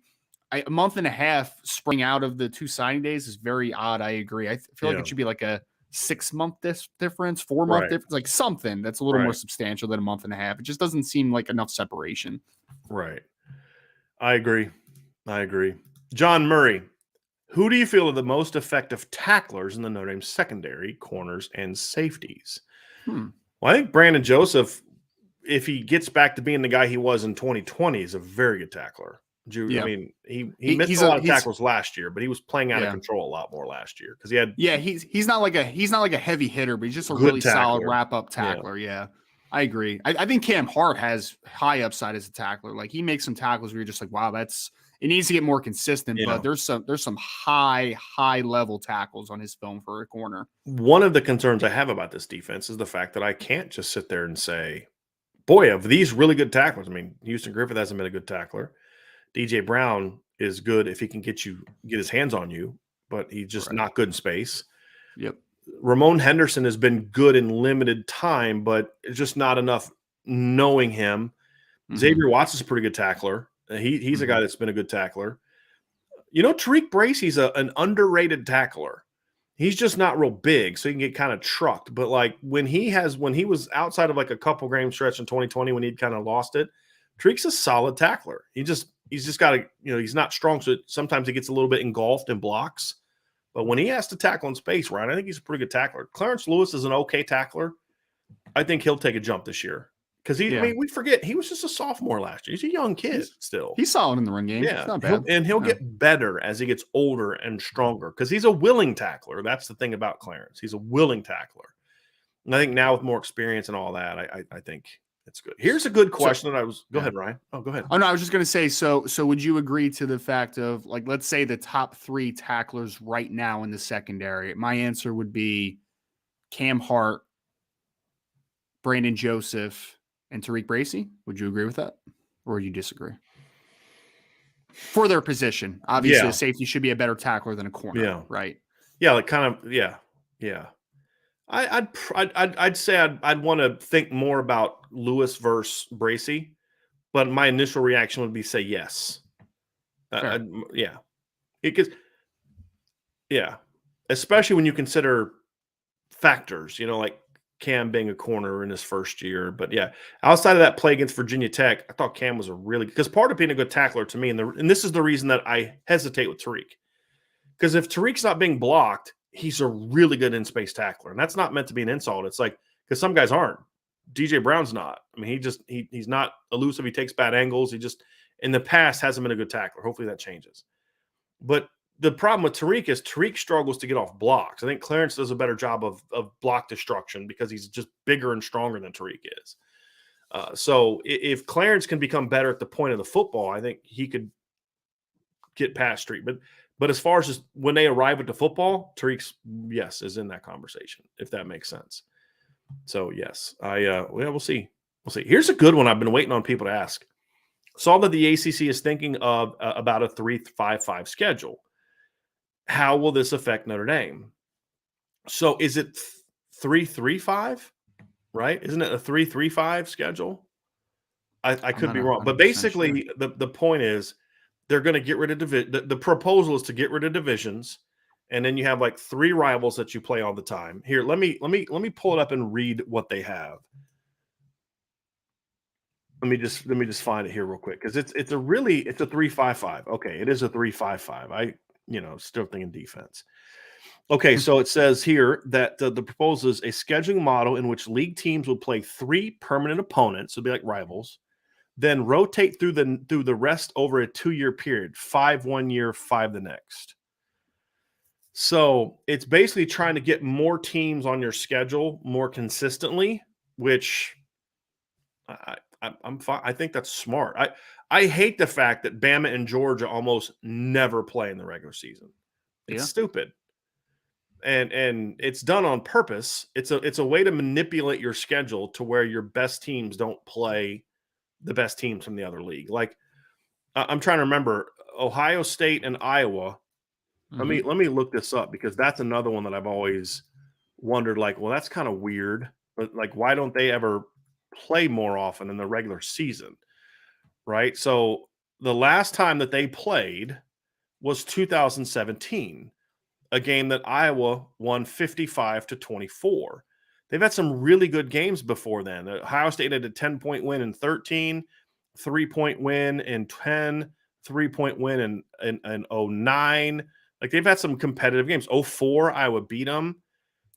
And Iowa's a consistently good team in the West, and they never have to play Ohio State. So literally, since Brian Kelly became the head coach at Notre Dame, to give you how long that's been, Ohio State and Iowa played 3 times.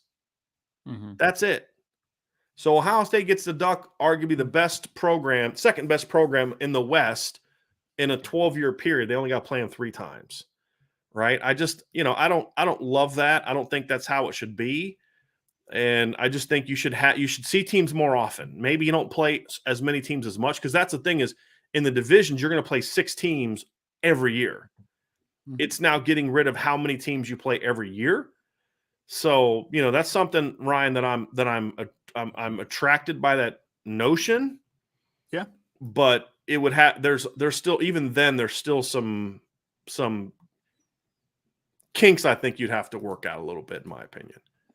I love the fact that there's the 3 inherent rivals that are kind of locked in every year. Yeah. That's awesome. Yeah. As long as we're not compromising those, that's an inherent thing in college football, is you love those rivalries, right? So as long as you're inherently keeping that, and then I don't see any harm in rotating the schedule at all. I mean, as long as because you're going to see different matchups, and that'll also sell, is seeing teams that don't play as often maybe as they typically do. So yeah, I love that proposal personally. I mean, I'm trying to like stress my mind a little bit for like the big drawbacks of it. And I'm not finding too much. I think that it's, I think there's a lot of positives to it. I think the drawbacks is if you're not doing home and homes, you run the risk of there being some disadvantages of you played a team when they were at their best at their place, and then you didn't get them again until a couple years later. at your place and it was a different team. They're not as good. You're you missed them when you had the great year. I always kind of like the idea of playing the same, in conference, like when you're doing a non-conference schedule, kind of having that home and home. But it's a conference schedule, so it's a little bit different. So I think that would be the only drawback, but it's not like a huge drawback for me. And you wonder, how can you make it work to have, 14 to 16 teams in a conference and not have divisions?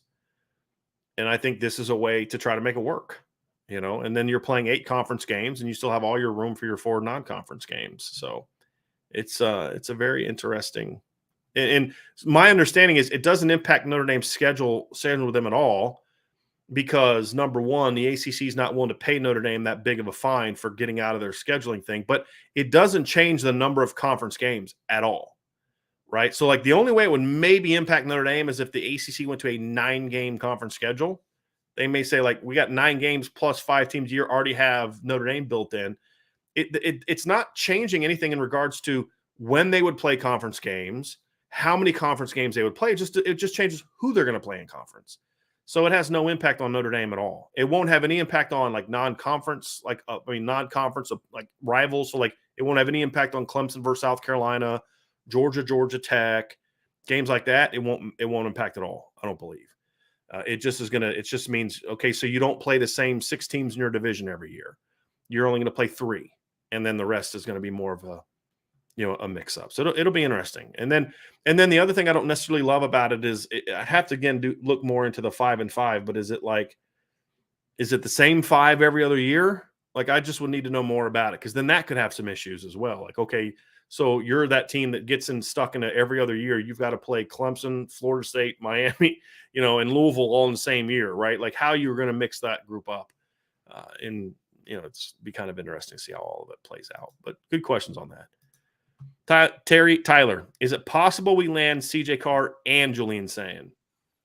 No. No. I mean, that's about as unlikely as I would say as a proposition. I mean, both kids are highly ranked players at this point. I mean, they're top 100, top 50 caliber quarterbacks, basically by every platform. And I mean, some people have, both those guys in 5-star status in a couple different platforms. So no, very unlikely. I think you're one quarterback in the next year's cycle is more than likely. Maybe there's a throw in, potential guy, but not 2 highly ranked kids like that. Very unlikely. Here's a question. Coach Bent 574 just joined the IB board today. Thank you. Welcome aboard. What are your thoughts on writers swapping out their predictions on their sites days before a kid makes his official announcement? I think it's garbage. Yeah. For 2 reasons. It should stay. When you put it in, that's all it is. You should get, to me, one change, and it can't be within like a certain number of time before his commitment, right? And you can't, once a kid has set a commitment date, you can't change it. So so Sullivan Absher locks in May 13th, you can't change it. Because what ticks me off is you get all these guys go on this run. So like, someone that covers the kids' recruitment will do a crystal ball, and then like the Rutgers site, and then the Iowa site, and then the Washington State site, and all these people make their predictions so they can get their score up. And it's like, someone's like, oh, so-and-so has a 95%. No, he doesn't. He doesn't. He changes the guy changes it before the kid commits, when everybody knows where a kid's going to go.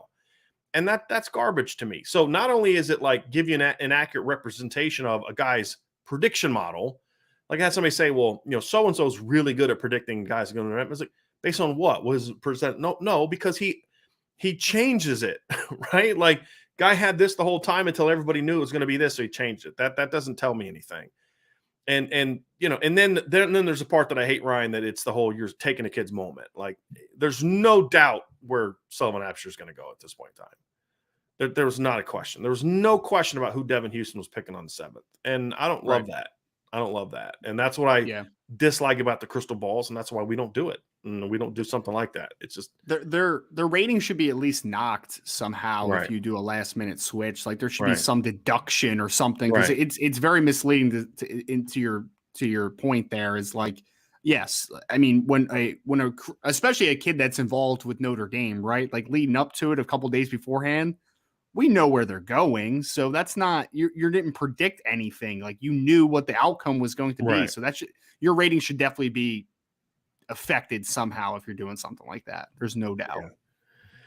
Yeah. Yep. All right. Here's from or maybe it's like weighted. So I'm just like thinking out loud. Maybe it's weighted. It is kind of weighted to further out that you make your prediction, the more points you get. So that's why people throw out these super early predictions, because they're like, well, this is going to happen then, so I'm going to throw it in now because this is where I think it's trending, and then I can always change it later.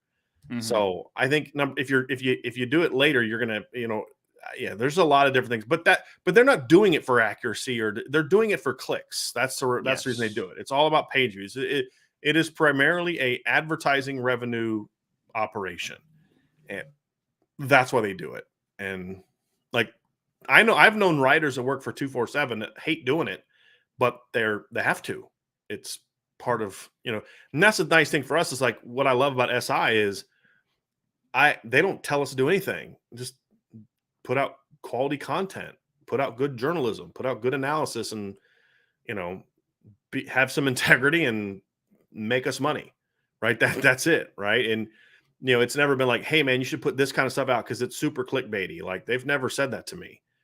Maybe they say that to others. I don't know. I don't think so, because they don't say it to me, and they let us do our thing. Whereas like guys at Irish Illustrated, like Priester and O'Malley, like everybody knows I'm fond of those guys and all that, but like the reality is they're partnered with a bigger organization that to a degree says this is the kind of, we need some of this kind of stuff, and you have to put it out. Now, fortunately for them, they don't have to do as much of that. Some of the the recruiting operation does some of that because it's just more geared towards that. But it's one of the reasons that's just not an organization I'd want to work for. I'm not talking about Irish Illustrated. I'm talking about 247. Same thing with like Rivals.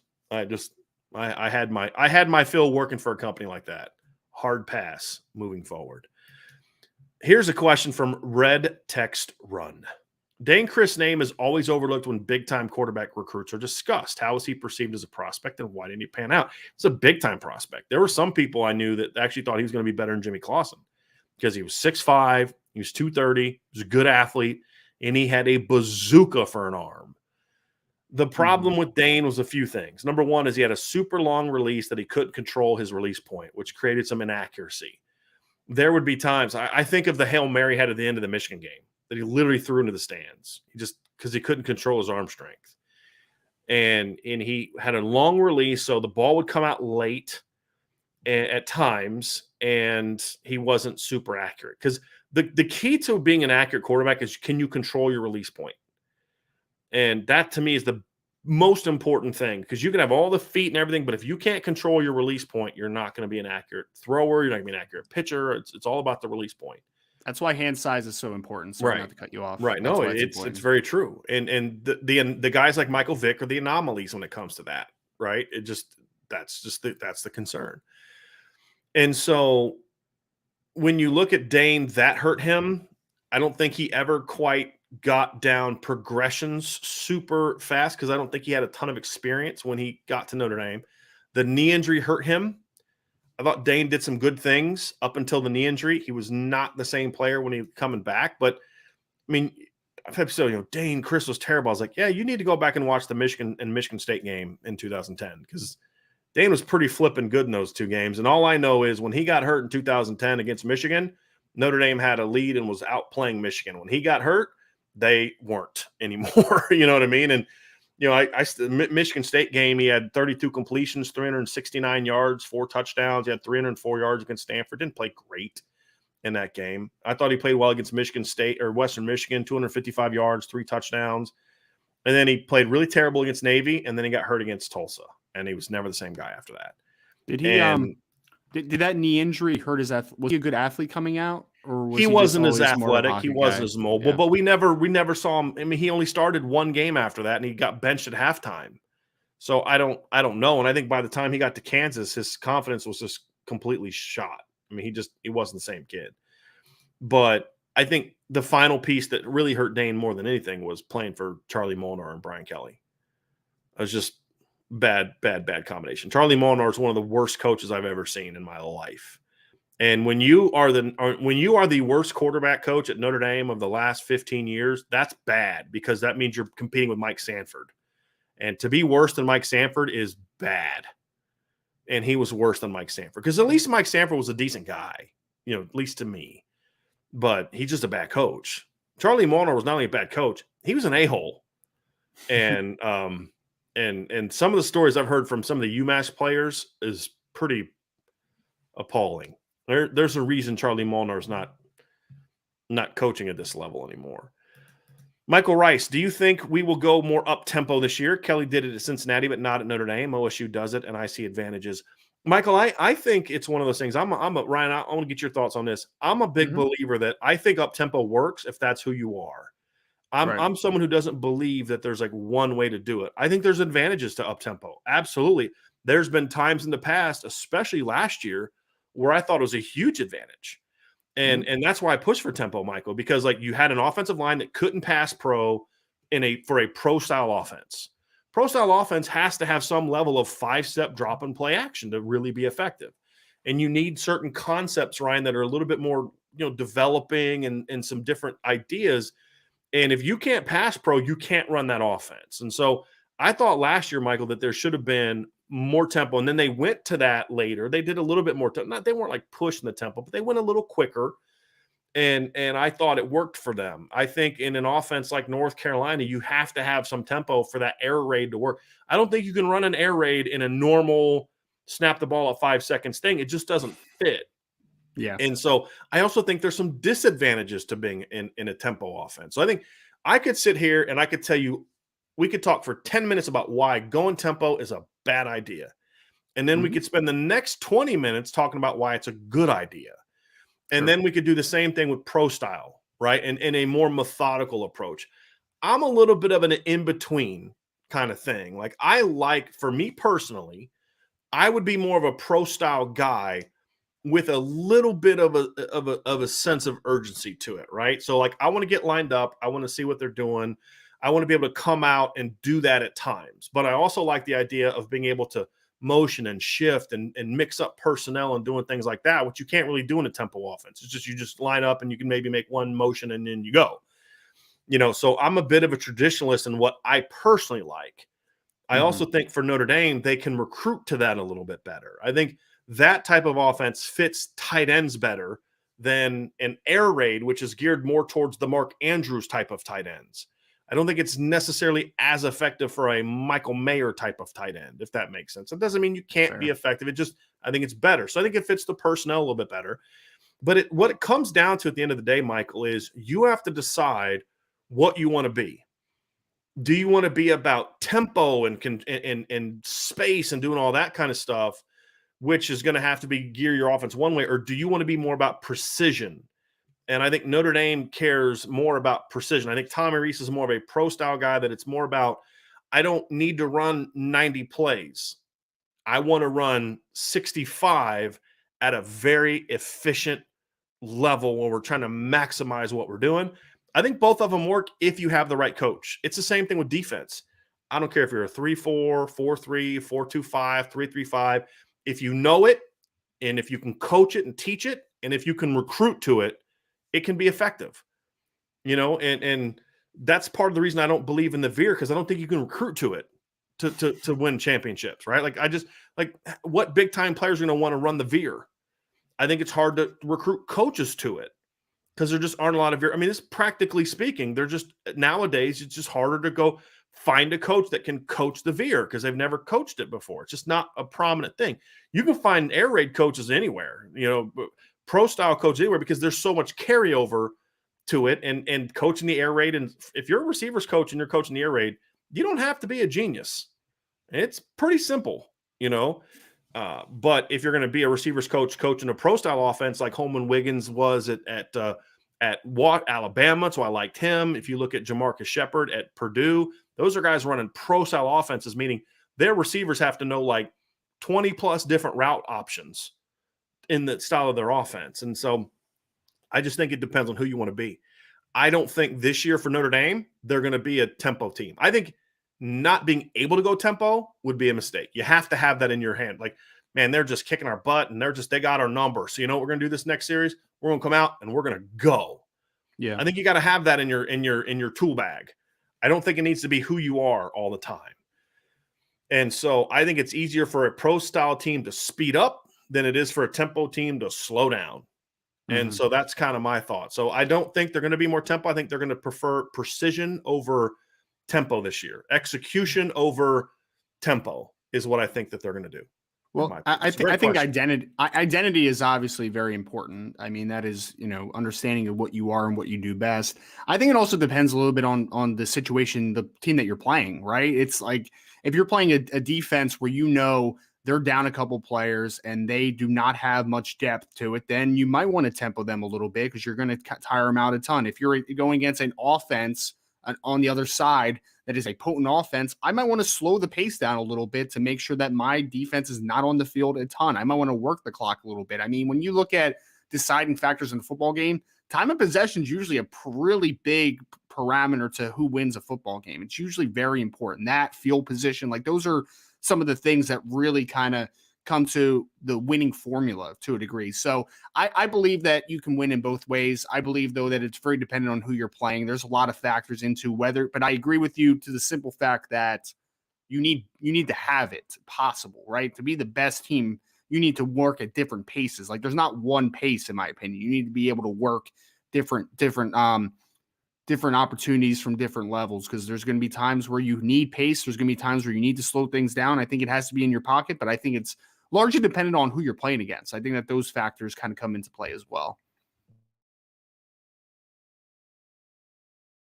I would say this too, Michael. I do think it was a mistake for Brian Kelly not to go tempo for the first 7 years of his career. The problem they got into is they were structurally built like the tempo team he was in Cincinnati, but they weren't practically that. So, Ryan, they would line up in 11. I remember, I think it was 2015, 2016, something like they were 11 personnel, like 80, like almost 90% of their snaps. It was insane how much. And they would just line up in almost the same formations. And so, like, that's fine if you're an air raid team or you're a tempo team, because you're not allowing the defense to run a lot. But and this hurt them in 2015 as well, when you're going slow and you're basically lining up in the same position formation all the time, it's easy for the defense to do all types of different things to you, and you're just lining up the same way. And I think that's why if you're going to be a pro-style team where you're going to snap the ball, with less than 15 and sometimes even 10 seconds on the clock, you have to give them something to think about. Mm-hmm. And that's what they never did. So you can't do it that way. You can't go pro-style that way either. That was a mistake. But if you watch Tommy Rees last year, especially in the year, they don't just line up and do that. They line up, they shift, they motion, they make checks, they do all types of things. And I think that works better. And then they'll still snap the ball sometimes with 20 seconds plus seconds left on the clock. So yeah. I think you need that nice balance. But I love the question, because I love it whenever we can kind of nerd out on the show. So like when people ask questions that like that, it just makes me very, very happy. Rob Didoff, Brian and Vince, and Ryan, what are your thoughts on the 2016 ESPN 30 for 30 Catholics versus Convicts? I thought it was well done, but I heard some players were irritated that they were left out of the documentary. I don't know about that. Yeah. I thought it was good until the end. And what I mean by that is I got really annoyed with the whole sanctimonious. It wasn't nice. It was mean. They're not all convicts. Miami played that up back then. Like, don't get mad that everybody thinks you're this way when you act that way and you want people to think that about you. They relished in it, too. They relished it like, at the time. So, they're all acting all silly. Leon, seriously, hurt my feelings. You guys relished that at the time. You wanted to be the bad boys. That's why you hated Notre Dame, because you thought they were the nice guys, right? So, like, getting like Chuck Todd in there, it's like, well, what does he have to do with any of this stuff? Like, was he on the team? No, shut up. Dan Le Batard, I don't care what Dan Le Batard thinks about anything. That's why I watch a stupid show.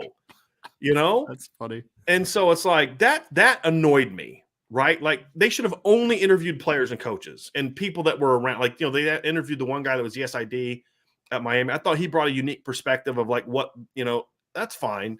But there was people that they were interviewing on the Miami side that it's like, why are we talking about this? But I thought other than that, the rest of it was great. Mm-hmm. Like, the Miami players whining about Cleveland Gary being in. And then Notre Dame's like, well, wait a minute. What about this play to Brown? What was it? Was it Eddie Brown? I always forget which Eddie Brown it yeah. was. Eddie Brown. Yep. He never caught the ball on the touchdown that gave Miami a chance to tie the game. Right. So it's like, that shouldn't have counted either. So it just it was really well done in that regard. And then the backstory on the shirts and the trouble the guy got in and all that kind of stuff. I thought that was pretty cool. Right. Yeah. And what led to that rivalry, I thought there was great backstory to it. Like, it was really well done, other than that, gee, this was mean type of thing at the end. Like, come on, give me a break. I'm supposed to feel sorry for Miami players. Come on, guys. I enjoyed it. Rob, I would say, who were some of the players that were irritated, if you don't mind me asking? If you can just give a couple of people. I hadn't heard about that. Yeah. So be curious to hear that as well. But I thought that's the one thing ESPN does really well. I don't know if there's a 30 for 30 I've seen that I didn't like. Even ones that are about sports, I have no interest in. Mm-hmm. Like, did you ever see the one about the Pablo Escobar and the Escobar for the Venezuelan team? I think so. The soccer team. It was. I think so. Really I think I've seen almost every one of them. Yeah, I mean, they're all really good. well done. Yeah. The 83 draft one, it wasn't a 30 for 30, but the thing ESPN did on the 83 quarterback draft was phenomenal. Phenomenal. And yes, which one I really liked was I think they did a 30 for 30 on Marcus Dupree, didn't they? Yes, the best that never was. Yeah, that was a good one. Yeah, extremely well done. Yes, extremely well done. The Pony XS was also really well done. Really well done. Gabe Weiss, if Freeman has success at Notre Dame, do you think this is a retirement job for him? Would an offer from Ohio State be too much to pass up? I think he's truly fallen in love with Notre Dame. I don't worry about that. I don't worry about him leaving Notre Dame for Ohio State. I don't see that. I think, could it be a retirement job for him? Sure. But the hard part for that is he's so young. Mm-hmm. Like, if he's here 15 years, he's still almost a decade younger than what Brian Kelly is right now. Right. Like, so I don't think it's going to, because the heirs of the Joe Paternos, number one, that's never existed at Notre Dame. Like, Newt Rockne, I think, was the longest tenured coach at 13 years. And they were only playing 8-9 games in most years back then, 9-10 sometimes. But you just don't see the Joe Paternos at Notre Dame. You don't see the Bobby Bowdens at Notre Dame. It's just a different kind of job. And I definitely don't think we see that now. Like, people are talking about Dabo's career, it's time for, and he's been there 15 years? Like 07, 16 years? It's not even coming close to what Paterno was. So I don't think it's going to be a retirement job for him just because he's 36 years old. Think about it. If he coaches 20 years at Notre Dame, he's still 5 years younger than what Brian Kelly was when he left after 12. He'd be 14 years younger than Pete Carroll is right now as well. So I think what could happen is if he has the kind of success that would make him a lifer, he'd probably use that to maybe get an NFL job. I think once he's kind of gotten everything he can get out of Notre Dame, they've won a couple titles and then they've built this great program. Mm-hmm. Okay, now I want to go be a dad. And it's easier to do that in the NFL now than it is in college football. So I could see something like that way down the road. I wonder who's the longest tenured in college right now. Is it Kirk Ferentz? Might be. I don't know. I think it has to be. Has to be. He's at least in Power 5, right? Yeah. I'm actually look it up. See, Google can be your friend. Longest tenured college football coaches. I know. I love Google. Kirk Ferentz. I love that we have so much information on our fingertips, but then it also does kind of kill conversation sometimes. This is also true. Let's see here. 2007, 2006. Because Chris Alt was there forever. But, 1998, Kirk Ferentz. Next closest was Gary Patterson, but he's gone now. Yep. And then the second most tenured coach is Kyle Whittingham. Nice. Because according to this 2021 article, it was Ferentz, then Patterson, and then Utah hired Whittingham, and Ohio U hired Frank Solich in the same year. Frank Solich has since retired. And then the next longest, most tenured coach after Whittingham is Mike Gundy. Oh, okay. Yeah, he's been there a long time. Yeah. And then the next longest tenured Power 5 coach is Pat Fitzgerald. That's what I'm saying, y'all. You just don't have the Joe Paternos and the Bobby Bowdens anymore. I just don't see that. I don't see that being the case anymore. Yep. I really don't. Garen Knutson, what kind of message is sent to Clemson if we get a clean sweep in their territory? Does that create stress within their foundation? Yes. I mean, I wrote an article about this, right? And so the big targets that Notre Dame is trying to get out of the Carolinas this year at offensive linemen, right? So obviously they got Sam Pendleton. We feel good about their chances with Sullivan Absher later this afternoon. So if they go and they get both those kids, and then they go and they close the deal with a Monroe Freeling, it's monumental because they got 3 of their top offensive line targets, and they just happen to come out of the Carolinas. But in a sense, right, you should beat Clemson for offensive linemen. I know the proximity thing comes into the conversation, but it's big in the fact that you went to the Carolinas. That's more than anything. It's not the position. It's the fact that you went into the Carolinas and you got your 3 top targets. That would be the monumental part of it. Right. Yes. If they're recruiting outside of the region, Notre Dame should beat Clemson more often than not. It's the local part. And I think it's also, it's they have a first-year coach, and it's kind of like, okay, there's going to be a lot of question marks about whether or not he's able to recruit. Because I don't think, like, a buddy of mine sent me a link to a Clemson board and thread on 247, and he let me borrow his password because, like, you just got to read this. And there's like one guy that like had any clue of why Notre Dame's having success recruiting offensive linemen. Like the rest of the board had like no concept of why are these offensive linemen going to Notre Dame? And no concept. I'm like, y'all act like Harry Heastan left in 2004. Right? Like it wasn't that long ago. There's still dudes on the roster he recruited.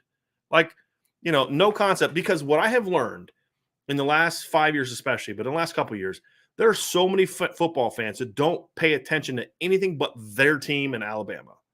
That's it. And like, you actually have to have someone go on the thread and like list this long list of NFL players that Harry Heastan, developed at Notre Dame. And people are like, wow, I had no idea. Like what it just makes no sense to me. But there's a lot of concern about, look, Dabo hired a lot of unproven coaches. It was like 3 years ago, his defensive coordinator was like a personal assistant to Bruce Arians in Arizona, like 4 years ago, right? His O-line coach was not a full-time assistant last year. He went out and hired a lot of unproven coaches, and it's either going to work great or it's going to be his undoing. And I don't know which one it's going to be. But, I also think it's kind of a wake-up call to Clemson. Like, y'all don't carry as much regional weight as you think you do. And I think it's going to be a bit of a wake-up call because it's kind of like your last title was in 2018. You're kind of getting to the point where, like, nobody's left from that team anymore, coaching-wise or player-wise. And if you don't get back to that soon, you're going to kind of fall by the wayside because you don't have the long-term stability of your program, Ryan, in my opinion, where you can be a Bama or an Ohio State, where you can kind of overcome a couple down years because you've won so much for decades. Clemson hadn't really been a national powerhouse since the early 80s. Like, I was a baby, a toddler, the last time Clemson was any kind of power like that. And so, I do think there's always been some skepticism, like, well, can they really keep this thing going? The state power. Yeah, this year's going to be important for that. If they have another year like last year, then I think there's going to be a lot of questions about that. And it's going to hurt their recruiting in a lot of different ways. We're going to get to a few more of these questions, but we do got to kind of get out of here and start getting ready for our next show at 4:00, which will be obviously we'll be discussing the pending decision by Sullivan Absher. Michael Rudiger. We had an article about an Irish Breakdown today, Ryan, where I talked about the possibility of Zeke Correll, his breakout this spring, sort of presenting Notre Dame with some options of how to format their line. And what we talked about a couple weeks ago was when you talk about how to figure out the best 5 and how they all fit together, you've got a very interesting issue at center because Zeke Correll had a great spring. And we've seen him, say he's one of your best 5, but you've seen him at guard and it wasn't pretty. Right. And you have to decide, was it coaching? Was he injured? Like, what's the issue? You don't know what he can be. And then you've got this guy that's about to be a 4-year starter at center, team captain, leader, all these other things, who you and I think both believe in college could play all 5 positions at a very high level. Yep. And the number of guys who can play 5 positions on the offensive line at a high level, you probably count on one hand. Jarrett Patterson's one of them, in my opinion. So do you move that 3-year starter, going to be 4-year starter, away from center, who's a leader and a captain, to make room for Zeke? Is Zeke that far ahead of the other guys? Do you try to move Zeke again and maybe mess with him again? It's a little bit of a challenging decision. It's not as easy as people think. And from what our sources are telling us, we believe that they're going to make that they are leaning towards, if they haven't already made the decision, of moving Patterson out to guard and starting Zeke Correll. So the question that Michael has, and you're going to have an article about this tomorrow, you've already sent to me, I'm going to edit it and publish it tomorrow, is what does that mean for Jarrett Patterson's draft stock? So Michael asked the question. Ryan, I'll let you answer it. Yeah, I mean, Michael, at this point, Jarrett Patterson has 3 years of film at center, right? So if a team wants to draft him at center, they have the film to back that up of what he looks like as a center at a high level, too, at a lot of points in his career. The big bonus to him playing guard is, one, guards typically just make more money than center. Center is kind of the devalued position up front in the NFL. It's kind of weird.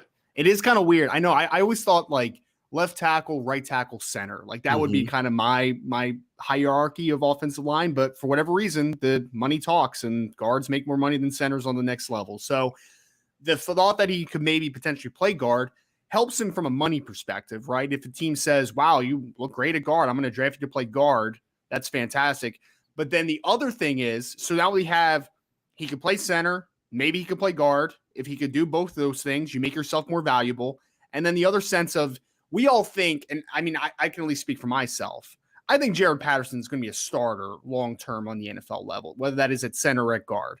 But assuming if he stays healthy. Assuming he stays healthy. But if it's the worst case scenario, and he's just a backup type swing player inside, the more you can do makes you way more valuable, because those guys on the next level that are the depth pieces to an offensive line group have the ability to back up multiple positions. So if he can be a solid player at guard at least, or maybe a good player at guard and be a good player at center, that makes you just all the more valuable. And that's the sticking point. That's how you really last long-term on a roster if you are not a starter.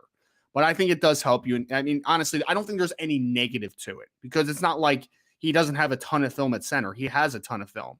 If he's not a great guard, okay, a team's going to draft him at center. If he's a great guard, he might make himself more valuable. So I don't think there's any drawback from a draft perspective. I'm not, and I talked to Brian about this.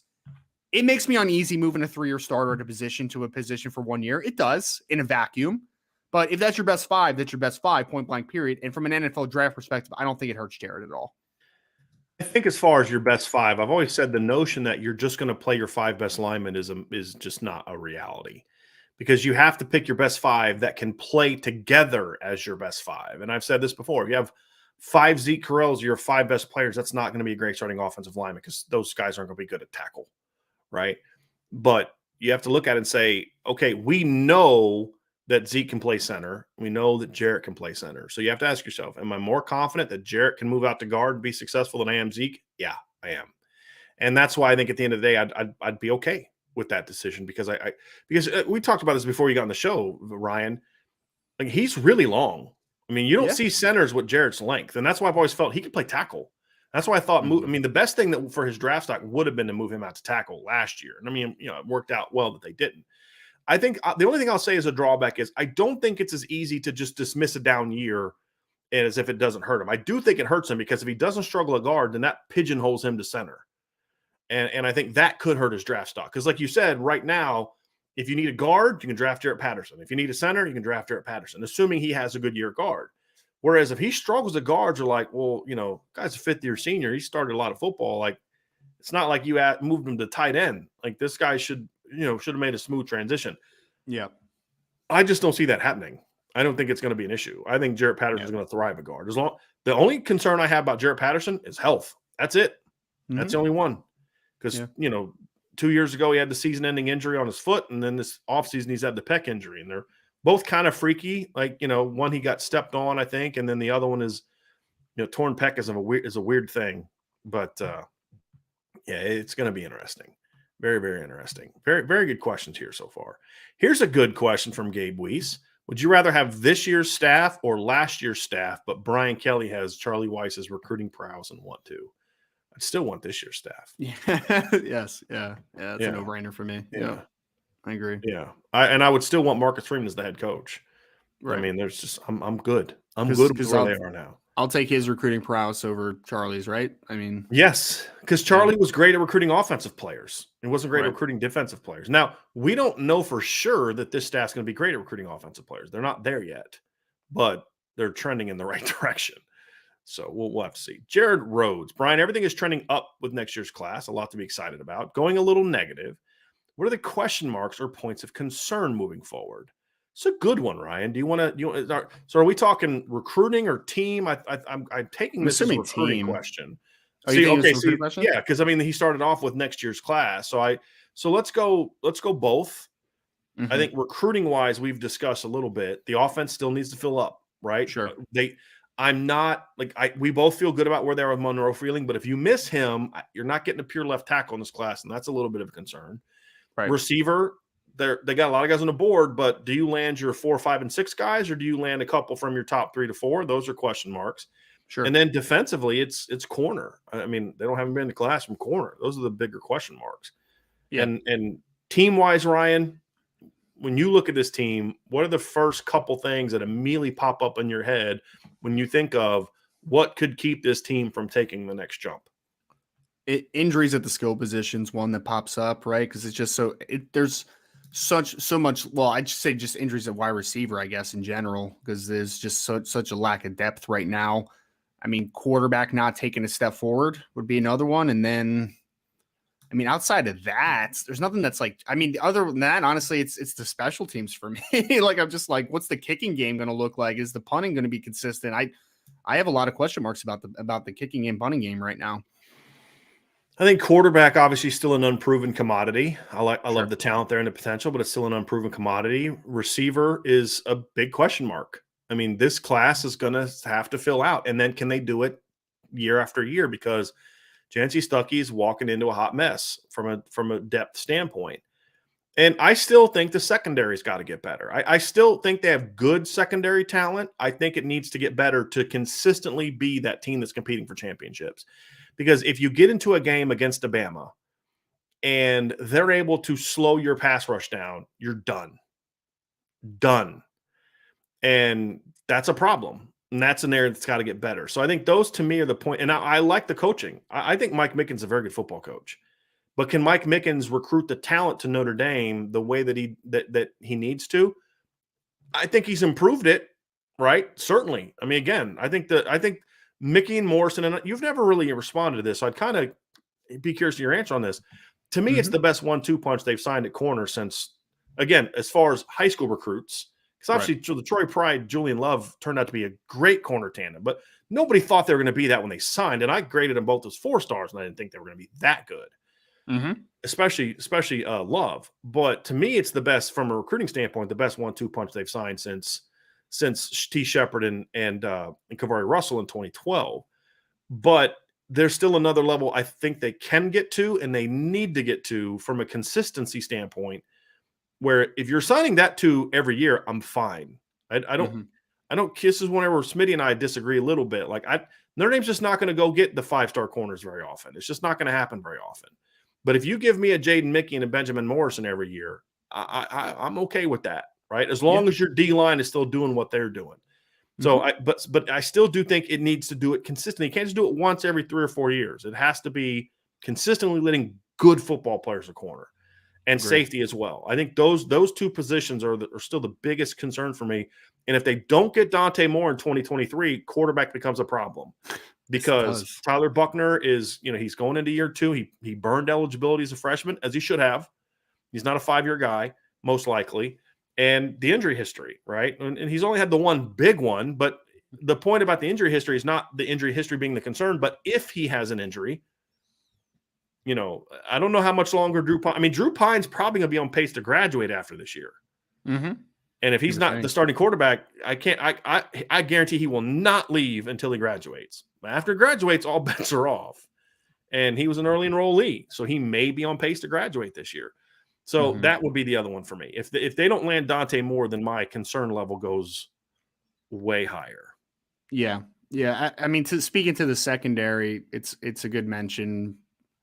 that's one of the positions where, I mean, corner and wide receiver, I feel like has been a talking point from a fan perspective for a while, right? Like that's where you need to improve to go against the Bamas of the world, right? Like, I mean, I think you saw when they played Alabama a couple years ago in the playoff, I mean, there was just an obvious athleticism difference between Devonta Smith and everybody else in the secondary. I mean, it was very, very noticeable. So, yeah, I mean, I think the talent's there, though. I don't think it's a talent issue as much as, I mean, it's a depth issue to a degree, especially at wide receiver. But I think the talent's there. It's just about developing that talent, obviously. But, I mean, it has to be better. It does. I mean, I think somebody said in the chat, like, seems like in every big game that the secondary doesn't play well. And I don't think that that's 100% accurate.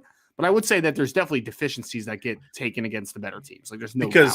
Because here's the thing, and people will say the 18 secondary didn't play well because they'll point to the touchdowns late, but it was one guy got hurt and it changed everything. Yeah, and that's the depth issue that you talked about. That's the problem. Is like Bama can lose a corner and still go out and beat Cincinnati convincingly, right? Notre Dame can't. In those kind of games, maybe Cincinnati, but not normal playoff teams. So I think that's where the depth piece comes in. And I do think the talent's got to get better. You should never be in a situation in Notre Dame where you're having to play Clarence Lewis as a freshman or a sophomore. I don't think they recruited Clarence Lewis thinking they were going to have to play him as a freshman and sophomore. And that's a concern for me. Mm-hmm. Here's one. Gabe Weiss, who is the GOAT, greatest of all time, of Notre Dame football players, regardless of position. Ever? I mean, man. Yeah, that's an interesting one. I feel like we need to go position by position almost. Like, it's so tough to quantify one guy as the GOAT, right? Yeah. I mean, guys that popped in my head are like Tim Brown, Quentin Nelson. I'd have to find somebody that like won a title. That would be my only caveat. It's like, here's the thing. Here's why, I wanted to bring it up because it's interesting. Mm-hmm. But it's like, how am I supposed to compare George Gipp to Rocket Ismail? Right? Like, how am I supposed to do that? Now, I mean, George Gipp still has records at Notre Dame. Dude averaged over 8 yards a carry one year. You know what I mean? Like, it was nuts. But like, how am I supposed to compare that to, what guys did today? He averaged 8.1 yards per carry in his last year. He had 827 rushing yards. He also completed 30 passes for 708 yards, threw 9 interceptions. Like, how am I supposed to compare that? So that's what I say. The greatest of all time arguments to me are never overly productive because it's just so hard to compare eras. And to your point, I mean, for a long time, Notre Dame was a triple option offense. So how do we compare Brady Quinn to Tony Rice, right? Like it's just Tony Rice was a Heisman runner-up in a year where he threw 2 touchdown passes and 9 picks. Right. It's just different eras, So who's the greatest of all time? I mean, I'd have to go back and look at the eras where they were winning championships and see who they're like. Like I'd have to pick someone off that mid-40s team that like went 4 years and never lost a game. 1-3, and who was their best player then? But we should have a show where we just have everybody give their answers and reasons for it. That would be really fun. Really fun. I mean, that's why we have a message board, right? Exactly. Great topic. Great one, Ryan. Well done, my friend. Ian Johnson, is the staff looking to only add one corner this class and get numbers for 24? It seems like there's a ton of offers out for next year and doesn't seem like we're doing that well for 23. I mean, I think they would like to take 2, right? I mean, in 2023. They need to. Yeah. I mean, I don't think it's definitely – Ian, I think that you're loading up because cornerbacks are just a very important position nowadays, right? So they want to make sure that they're doing due diligence in 2024. But I mean, you can tell the corner board in 2023 is expanding though too. Like, let's not look past that at this point as well. So yeah, you need to get 2. I mean, whether that is Christian Gray, one of the Micahs, kid they just offered out of Texas, who he reported is going to be visiting soon. Like, there's guys on the board, and Calvin Simpson-Hunt. Simpson-Hunt, who's a they really also talented just player. Offered Josiah Wagner, who I know you like. Yes. Yep. So they're trying to get guys. And I also think, it's May 13th. We're still 8 months away from the first signing day and 10 months away from the second one, or 9 months away from the second one. So I think it's a little too early to say we're not doing well. There's guys they're in on, and all the guys we just mentioned are top 200 players. So, they're not like going to well, let's go sign, Low Wood or Spencer Boyd or something like that mold yet. They're not there yet. I can't believe you just threw shade at Low Wood. I like Low Wood, but you're not Yeah. winning a championship with Low Wood.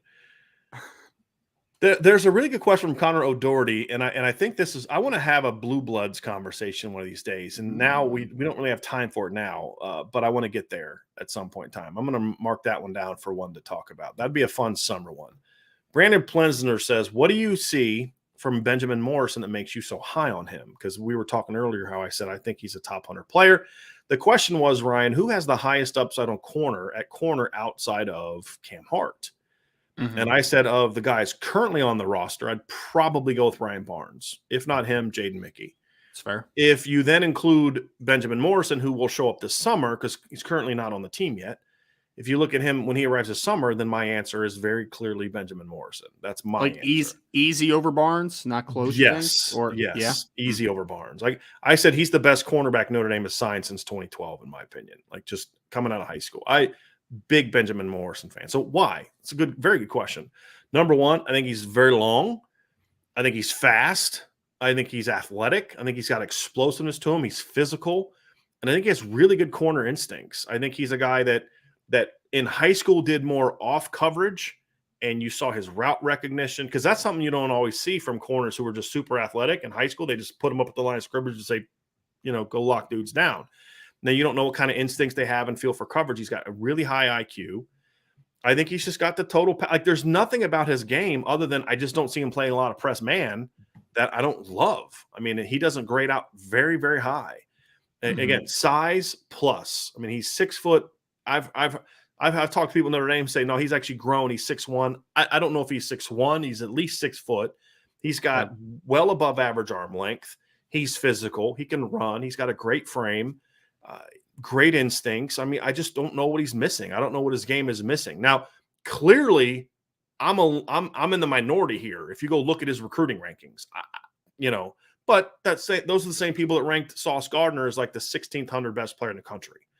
But I don't know what they see that I don't, or that Alabama doesn't, or that Washington didn't, or Notre Dame doesn't, because I know the Notre Dame staff is extremely high on Benjamin Morrison as well. So, Ryan, I'd be curious to kind of get your thoughts on number one, your thoughts on Benjamin Morrison, then answering the question that I addressed to you earlier, which I never gave you a chance to answer, which is how do you stack up that 1-2 punch of Mickey and Morrison compared to past Notre Dame cornerback tandems coming out of high school? Yeah, I mean, it's the best one that I can think of just off the top of my head. I mean, especially in recent years, I don't think it's actually particularly there's more close. Years they have signed no corners than they have two really good ones in the last 5 years. Yeah, so I mean, I guess just by default in that instance, right? Like, yeah, I mean, just off the top of my head, again, I feel like that's a pretty safe one. Morrison, for me, like I felt like he was a little different than what they've gotten at Washington at corner, honestly. Like they obviously Washington was a big player for him, right? So like I think of him as a Jimmy, like I start thinking about the Jimmy Lake prototype, and they're usually getting guys like Byron Murphy or Trent McDuffie that came out this year that are a little bit shorter, but they're just really intelligent football players, right? And I think that Benjamin Morrison has that, but he brings a level of length that I don't feel like they don't usually get at the University of Washington. And I think he's a good all-around athlete. So, yeah, I think that he is, again, I could have the conversation whether you think that Ryan Barnes or Morrison has a higher upside. I think that they both of them have a tremendous upside. And, I mean, the length that Barnes has is just silly stuff, right? Mm-hmm. I think, though, that overall Morrison's a more fluid athlete than Ryan Barnes and a little bit faster, too. So I think he has a higher athletic upside. But, yeah, I think that if he's not the second most talented corner on the roster, then he's third. Like, I think it's pretty close. I think it's pretty easy for me in that sense. I've always felt that Jimmy Lake would like bigger corners. I just don't think he was able to recruit them. And so he just made the most, like he went after the other guy. Like you look at like the Sidney Jones and the Jordan Millers are guys that he clearly pushed. Like, and it's not just that they recruited, but like early in their career, immediately they were getting a push. Like he really wanted to get those guys in the lineup. So he has had some longer guys like that. And I think a lot of Kevin King, too. Kevin King was a big one too. I just think it was a little harder for them to get those guys consistently.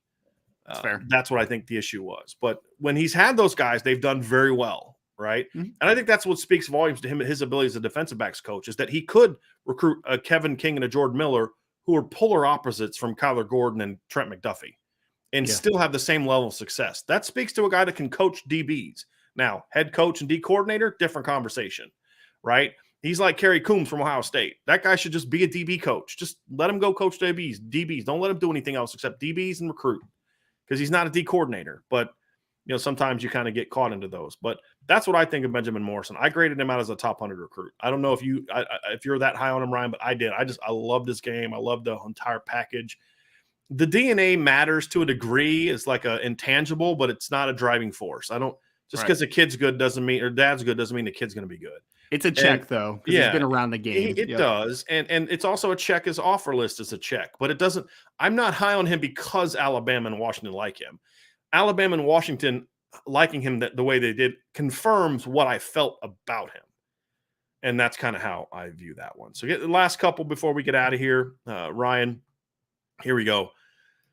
Jacob Watson, would this potentially be the first year where Notre Dame gets players at every position of need where they close the gap? This is a great question. So, quarterback, running back, receiver, tight end, O-line. So we'll just make them more broad. D-line, linebacker, corner, safety. Is there a chance in this class that they get a kid at every position where they close the gap? Well, I mean, I guess we got to go by position, right? I mean, if you get a Dante Moore, which we still think they're in a good position for, that obviously closes a gap. Does the running back, do either one, like if they get Jaden Lamar, do you think that Irvin Jr. or Lamar close the gap in any way? Probably not, right? No. I don't think so. No. Yeah. So then wide receivers, I mean, if they get a class, they've already got one, in my opinion, a receiver. Yeah. If they get Braylon James is a gap closer, but if you get also a Rodney Gallagher in the class potentially, or a Jaden Greathouse and like that combination, then you definitely close the gap, right? Mm-hmm. I think Cooper Flanagan's a good player. I don't know if I'd call him a gap closer though. I think he could be a good player at Notre Dame, but I don't think he's a difference maker, if that makes sense. So I would be a no for tight end. Offensive line, I mean, if they get Monroe Freeling, Charles Jagasaw, Sam Pendleton, Sullivan Absher, and then whoever the fifth is, that's a gap closing class in my opinion. Absolutely. I think Monroe Freeling is a gap closer. I think Charles Jagasaw is a gap closer. And I think at worst, Sam Pendleton's a really nice depth piece, and I think Sullivan Absher has starting upside too. So, that's a gap closing class. Defensive line, absolutely. You have several gap closers in that group. I think Drake Bowen's a gap closer at linebacker. I think that at corner, you don't have anything right now. So that's my biggest question mark as far as if they can find anybody in that regard. And then safety, you have a gap closer in Peyton Bowen, in my opinion. I think there's some guys there's gap closing guys at corner. And again, we've defined gap closing means two different things. One is you close the gap in that you've made yourself better, right? And I think Micah Bell, Christian Gray, guys like that make Notre Dame better. They're not the same kind of gap closer like a Braylon James, or better yet, a Dante Moore, a Monroe Freeling, although that's more of a gap widening because that is one position where you obviously with Harry Heastand, but you get the point, right? Like that Micah Bell is not in the same category as Keon Keeley. He's more in the same category as Devin Houston and Boubacar Traore and guys were like, you close the gap, meaning you raised yourself up. Right. And then there's the guys that are just like, okay, you gave yourself a guy that's on that level. Some like Micah Bell is not necessarily a guy that makes you as good at Bama at corner, but it makes you better than you've been, which means you're closing the gap on Bama. Whereas a Dante Moore, a guy like that is you're getting a guy that is at Bama normally. And I think that's a big part of that. So I think that's kind of my answer to that. Chief Brody with a super chat. Thank you, Chief. I want to see some bombs from Tyler Buchner 12 this season. I do too, because that's the one thing I'm not completely sold that he can do, Brian. I mean, I think that's still, to me, the biggest question about Tyler Buchner is, can he be a guy that can beat you consistently down the field? Right. That's a legitimate question. It's a very legitimate question. Yeah, and I mean, with the running game that we think that they can have in Notre Dame this year and the element that Tyler Buchner brings to that, I think the play action game could be money this year, man. So that ability to push the ball down the field is going to be huge for Notre Dame. And if Buchner can do it, I think Notre Dame's going to be in for a very good season if that is something that he's able to do this year. No doubt. We have a super chat from Garen Knutson.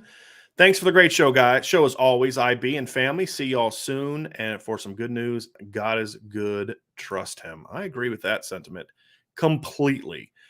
Mace K, thank you very much for that, Garen. Very, very much. Mace K, join the message board, everybody. Hit the like. Hey, there's some questions we didn't get to. you can bring him back up tonight because we're going to have time here in about 45 minutes to answer some more questions here. So come join us. We will have our Sullivan Absher preview or show here in about 45 minutes. We'll get started around 4 o'clock. We'll carry that live. We'll talk about his game, what he means to the class, what happens if they get him, what happens if they don't, what's next for Notre Dame offensive line recruiting. And, of course, we'll have your answer. We'll have your questions, and we'll provide our answers. So we'll see you all very shortly. Mace K says it best. Join the message board, everybody. Hit that like button. Hit the subscribe. Hit the notification bell. Share this podcast. Leave a 5-star review. And as always, go Irish. Thanks, everybody, and we will see you all literally very, very soon.